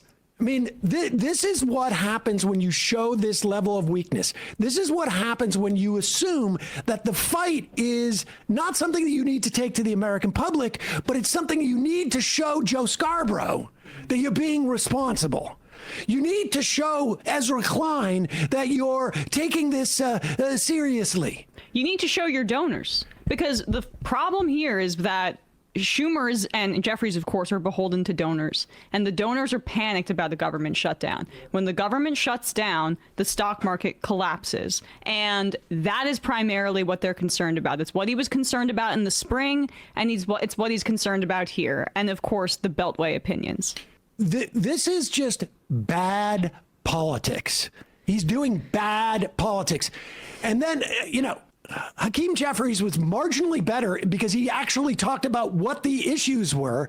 Schumer's just here, like desperate to. I don't play the original one back to the press conference. Yeah, good. Just play it a little more. Has not one iota of Democratic input. That is never how we've done this before. When I was leader, we negotiated procedure. Is there a rule in the fucking Constitution that says they have to do shit like this, you fucking pussy? Oh no, a golden retriever can't play basketball. You've been saying that for 12, 14 fucking years since the Tea Party. 15 years, you dumb fuck. You've been saying the same fucking shit for 15 fucking years, you dumbass fuck. Shut up. Shut up. Shut the fuck up. Procedure with Republicans, and we never had a shutdown. Procedure. And so it's up to the Republicans whether they want to shut down or not. We've made to the president some proposals. Our Republican leaders will have to talk to them about them, but ultimately he's the decision maker. And if he has all the power, accept some of the things we asked, which we think the American people are for, on health care and on rescissions, he can avoid a shutdown. See, this is all like it's all like third-party stuff. We think the American public is for this. We asked for some things on healthcare. How about just being explicit with the American public? If Donald Trump is not willing to make any changes on behalf of the American public, your health insurance rates are going to go sky high. If Donald Trump is not willing to guarantee that the money we appropriate to keeping your kids safe when they eat food, to protecting workers in their place of work, to protecting consumers, and all of this stuff about tariffs, making all the inflation. We've asked him, we'll work with you, but you need to help. These tariffs are killing the American public. And let's be clear. There's nothing about this government budget that has to do with tariffs. But there's also nothing about this budget that has to do with immigrants or so-called illegals getting health care, or Hakeem Jeffries wearing a sombrero and Mexican music, and Chuck Schumer saying this. Chuck Schumer does not understand where he is, or what time is it, or what year it is, or what's going on. He has been oblivious to the reality that we are all existing in. And it is fascinating to watch. He is literally in some type of like parallel universe, right? Talking to people who don't exist, who are not paying attention. It is just. But how about saying this? How about if you're not going to fund Americans' health care, if you're not going to promise that you're going to claw back money, which is Congress's authority to create a budget for the American public, we are not going to fund, and we shouldn't be funding, although he undercuts his argument by having voted for the budget previously, the ICE agents that are terrorizing your communities. They're still afraid to talk about the major domestic issue that people are experiencing all across the country of thugs going in and beating. Because they're fucking pussy bitches, and they never will. They never will. And I told you guys this 5 years ago. I told you that. And I said it to Sam Cedar's face. I said, Sam, you don't know the Democratic Party like I do because you've never been involved with it on the ground. And I want to tell you this. They hate you more than they hate a Republican. And I know that sounds insane because you've spent decades saying vote blue no matter who. But they hate you more than they hate a fascist ICE agent stomping on a fucking undocumented immigrant or even an American citizen who happens to be of Mexican ethnicity. That's the reality, dude. And you being blind to them is the same as them being blind to Trump. How can you criticize Hakeem Jeffries and Chuck Schumer as being blind to fascism when you exhibit the same blindness to the Democratic Party? You are exhibiting the same exact blindness. So until you're saying this party has got to go, or the leadership, we need a wholesale change in leadership, and I'm willing to withhold my vote to get it, then who are you to complain? Who are you to complain? And I don't say this because I don't like them. I love Sam Cedar. I love Emma. I'm making the point to you. If you want to demand hardball, then you need to be willing to play it. People up and breaking communities apart. Do they even have a demand on that front? And the idea that this has nothing to do with the budget, tell me anything that that is coming from the vice president, the president, and every other member of this administration has anything to do with the budget. I mean, they understand when you have the microphone, you deliver a political message. The Democrats cannot do that because Chuck Schumer has studiously avoided having any political message. That is their stated agenda. Lay in the grass, fall asleep in the grass until the midterms, because that's all that matters, right? And whatever damage he does in the meantime is I guess just gravy for their hopeful electoral chances, where they can squeak out a victory with, you know, some AIPAC funded candidate. Can we just play that Jeffries response really quickly while we're here? Yes, and so they walk out and this AI video is put out, and how does Jeffries respond? Does he talk about the virulent racism, the demonizing of immigrants, what is being done to the American public? And Mr. President, the next time you have something to say about me, don't cop out through a racist and fake AI video. When I'm back in the Oval Office, say it to my face. I want you to know, chat, that's exactly what happened. No, literally. That's exactly what happened. If they don't cover it just now, I want you to understand that they went to the Oval Office and Trump put Trump 2028 all along the Resolute desk. Literally. And they sat there smiling like pussy idiots. If Trump put Trump 2028 in front of me as a politician, I knock that shit on the floor and I step on it and I say, the Constitution says you can't run, traitor. You don't sit there smiling like a fucking idiot.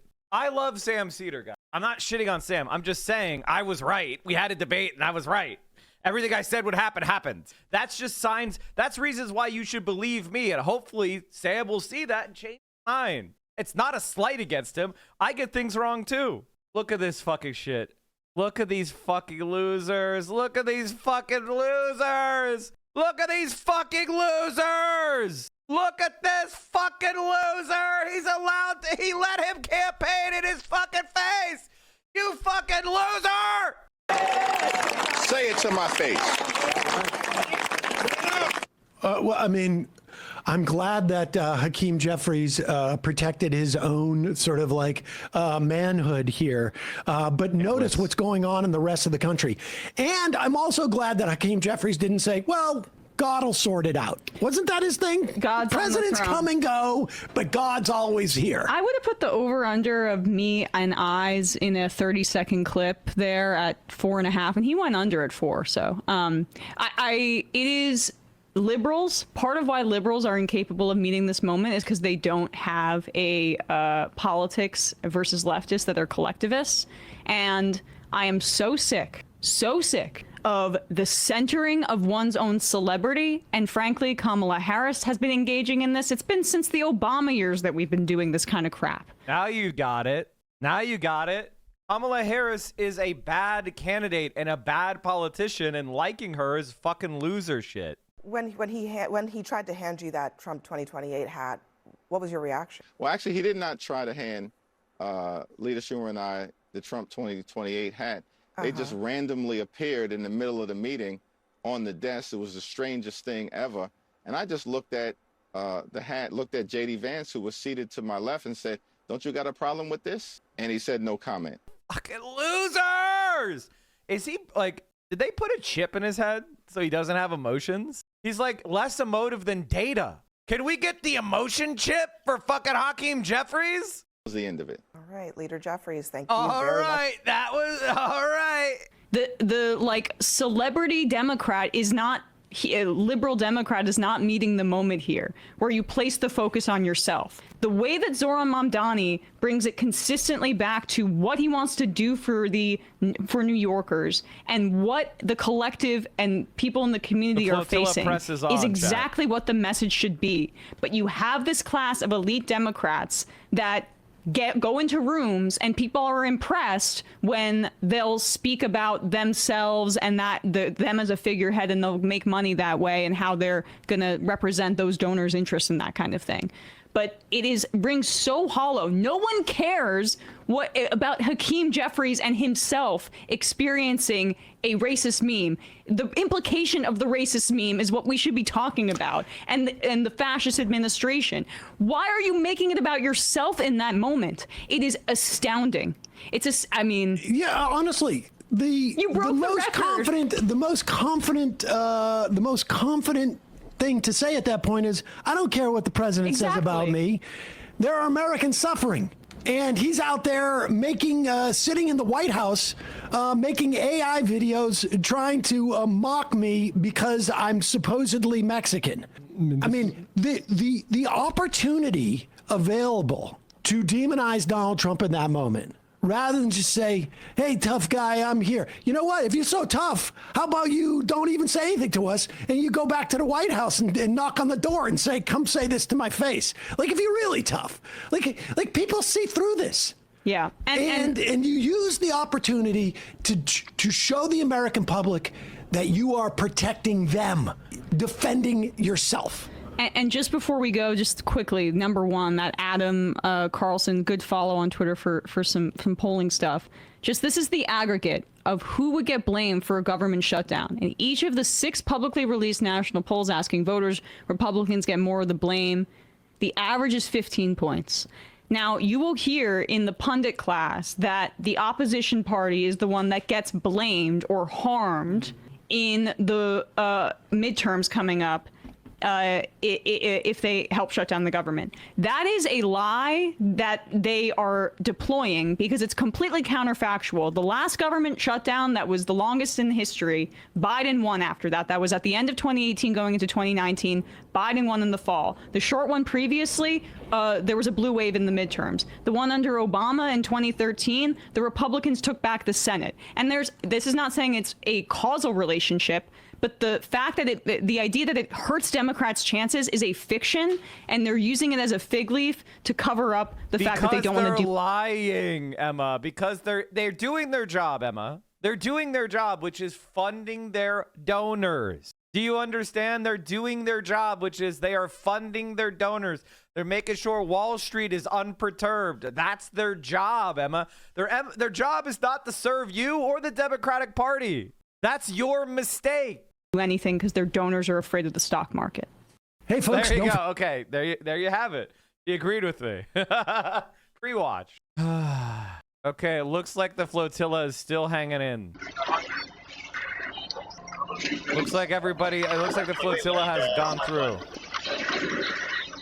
This is an old post, I think. The veterans boat attached to the Global Samud Flotilla. We are currently 70 to 80 nautical miles off the coast of Gaza. We are being approached by 10 to 12 naval vessels. I think I saw it. Okay, there's some confusion, chat. I think I saw a post just now from Ryan Grimm that the withdrawn. All right, so everything's falling apart in America. How's China doing? New data out this morning providing some new insights into the state of China's economy. Joining us right now is China Beige Book CEO Leland Miller, which is the organization's September report actually showing that the Chinese economy is starting to build momentum with every key indicator showing improvement. Leland, where is the growth? Where's the improvement? How would you characterize it overall? Well, it's been an interesting couple of months because the strength is not in one particular place. There's really is broad improvement right now. I think that's going to surprise a lot of people, particularly after this spring where we saw this incredibly volatile, very bad data followed by recovery, followed by very bad data. But what we're seeing is sort of broad-based improvement. It doesn't mean the economy's sizzling. It just means that some of the weakness that has was seen earlier this summer, it's dissipated, and we're really seeing sort of a broad economic improvement right now. The weakness that we had seen earlier in the year, at the end of last year, at the beginning of this year, it was characterized at the time as something that would make China have less of the upper hand in these negotiations with the United States. Does this improvement change that, give them more leverage? Well, I don't think it's a coincidence that we're seeing better data right now, just as, the phase 2 deal negotiations are starting to rev up a bit. A lot of the weakness that we saw before was based on weak domestic demand. China has not solved that problem. What they've done is they pull forward growth. There's more goods trade-in programs. There were this spring. You still see some of that now. So a lot of the consumption improvement isn't something that is necessarily durable into the future. We are seeing improvement, but at the same time, this isn't some sort of structural shift. You still see calls in Beijing for a structural shift towards more consumption. They're not doing that. They're pulling growth forward, but the growth they're pulling forward right now at least is working. So it's manufactured. You the think?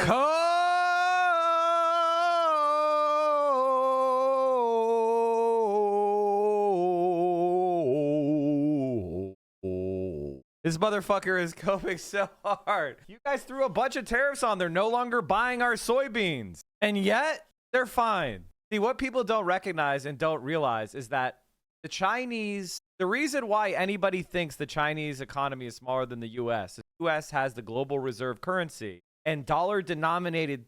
So if somebody makes a transaction in the yuan in China, that's then recalculated as in dollar exchange rate dollar terms. So if I go to the grocery store and buy one banana in China, and I go to the grocery store and buy one banana in America, that means because bananas are a lot more expensive in America, that I've done 3 times the economic activity. That is what GDP means when it's dollar denominated. If I go and I build a house, a 3-bedroom house, like that is why it's the Chinese are, if you actually pull it back and say, okay, what about measuring things like steel production or concrete production or road construction or railroad construction or apartment buildings or, hospitals or cities, whatever. If you actually try to measure the thing as opposed to the price of the economic transaction within those currencies, if you make it equivalent to equivalent, China's economy is $10 trillion larger than us already, according to the IMF. That means it's at least 25% bigger than our economy, which we call purchase price parity. China already is the world's largest economy. It's already over. This is not my opinion. This is the opinion of the World Bank, the IMF, the CIA. Jane Goodall passed, one of the great conservationists, chipologists, and all-around interesting cat. By the Chinese government? Well, to some degree. I mean, what you want to see is this weak domestic demand reverse because consumers feel empowered. They want to borrow more. They want to invest more. They like what they see on the horizon. We're not necessarily seeing that. And as a matter of fact, if you look at our credit data, we're seeing some of the lowest levels of credit access we've ever seen in over 15 years of tracking the economy. So it doesn't look like consumers corporates are actually out there borrowing, investing in their future. So the economic data are okay, but some of the things things that are to dictate whether this could continue going forward. You're not seeing this optimism from higher investment or from higher borrowing, and I think that's a real concern. Okay, it's coming, as you mentioned. This second round of negotiations really amps up, and a story that's in the Wall Street Journal today saying that China at this point, and Xi at this point, wants a big concession from President Trump, and that would be to say that the United States actually opposes Taiwan independence. That's a big change from the Biden administration saying that they do not support it. They want an actual, more forceful statement. How will that play in these negotiations? Well, Beijing always wants the United States to walk away from Taiwan, and sometimes that's rhetorically, and sometimes that's substantively. I don't think there's that many people right now who are cheering on Taiwanese independence. It would open a door that would probably lead to a lot of problematic things. But the Chinese are always looking for signals. What is the U.S. willing to signal to the rest of the world? What are they willing to signal to the Taiwanese that they won't back them, that they're not for them? So a lot of this is about trying to get a sense of whether Trump is willing to put Taiwan on the table writ large. I think that the more important part of these discussions relates to export controls and technology. You know, what the Chinese would really want, sure, they'll take all kinds of declarations on Taiwan. What they really want is export controls pulled back on advanced technology so that they can really gin up their semiconductor industry, so they can gin up their advanced technology machine and really go get them. And The TikTok deal plays into all of this how? Because we still haven't really heard from Beijing exactly what they think parts of this deal are. That's exactly right. I think markets are getting ahead of themselves on this. A lot of people think, okay, well, TikTok is solved, check the box, we're going to move on to phase two. Right now, there isn't much movement on phase two, despite all these headlines, despite people telling the press that other things are happening, which is just not true.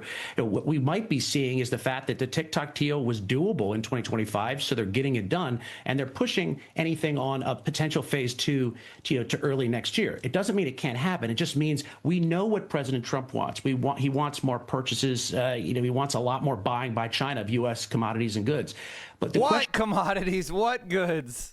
Is what is the United States willing to give up to China in order to get there? That's the bridge that needs to happen in terms of a phase two deal. We're not there. They're not, they're nowhere near there right now. So I think that they have to actually figure out on the U.S. side, what are they willing to do in order to get this? Otherwise, then they're probably going to walk away from the table.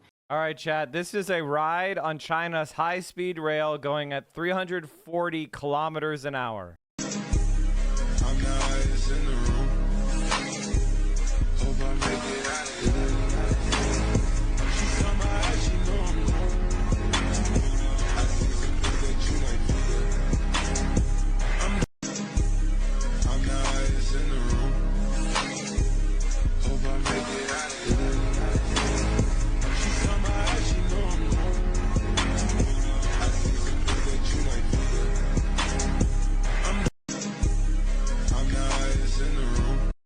That's about like 2:15. Did somebody look it up? 2:12? No, it's like 2:13, something like that. Me going 40 in my truck here in the U.S. This is what it looks like when they go by.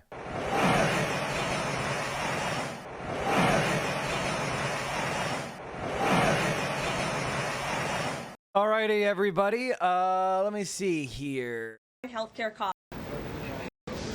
Aliens and now have jeopardized critical healthcare programs for American citizens. The Women, Infants, and Children program, community health center funding, Medicare treatment options, and other health programs are now all at risk because of the Democrats rejecting. The most vulnerable in our country are being punished because the Democrats want to prioritize illegals over American citizens. And if Democrats actually cared about health care, they would applaud the actions taken by President Trump just yesterday in the Oval Office. He took a bold and massively popular action to improve our health care system. He announced the first agreement with a major pharmaceutical company, Pfizer, to lower drug costs for America. This is a historical... All right, chat. I'm actually going to end it a bit early today with the microphone situation, like everything breaking. Thank you so much for hanging in on the last day of September. I appreciate all of you.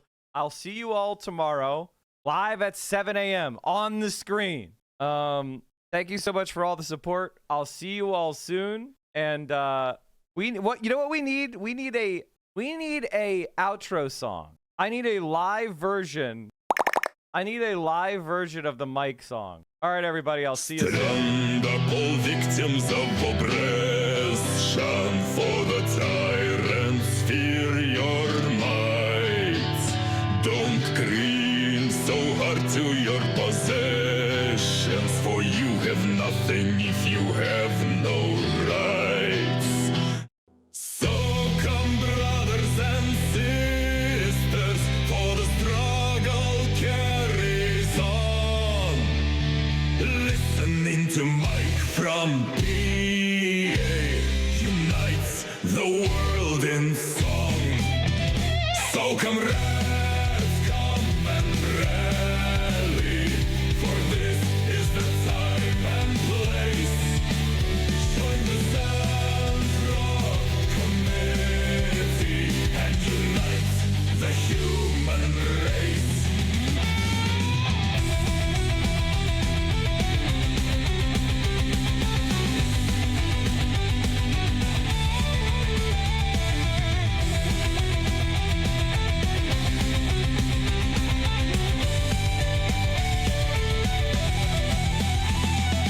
Break down the billionaire system. Bring down the bourgeoisie. To see the end of capitalism, we must set Luigi free. Demand that health care be provided, as well as housing and food security. We'll build high-speed rails and revolutions with heads of billionaires and solidarity.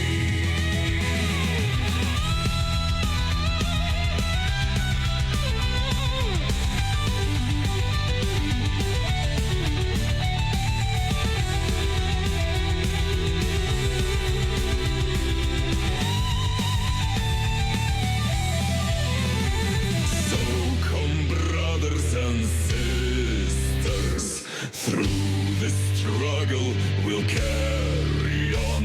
A gift up to Central Committee is one step closer to righting the wrongs. So comrades, come and rally, and remember that Hutch owes Mike $1,500 because Mike was fucking right.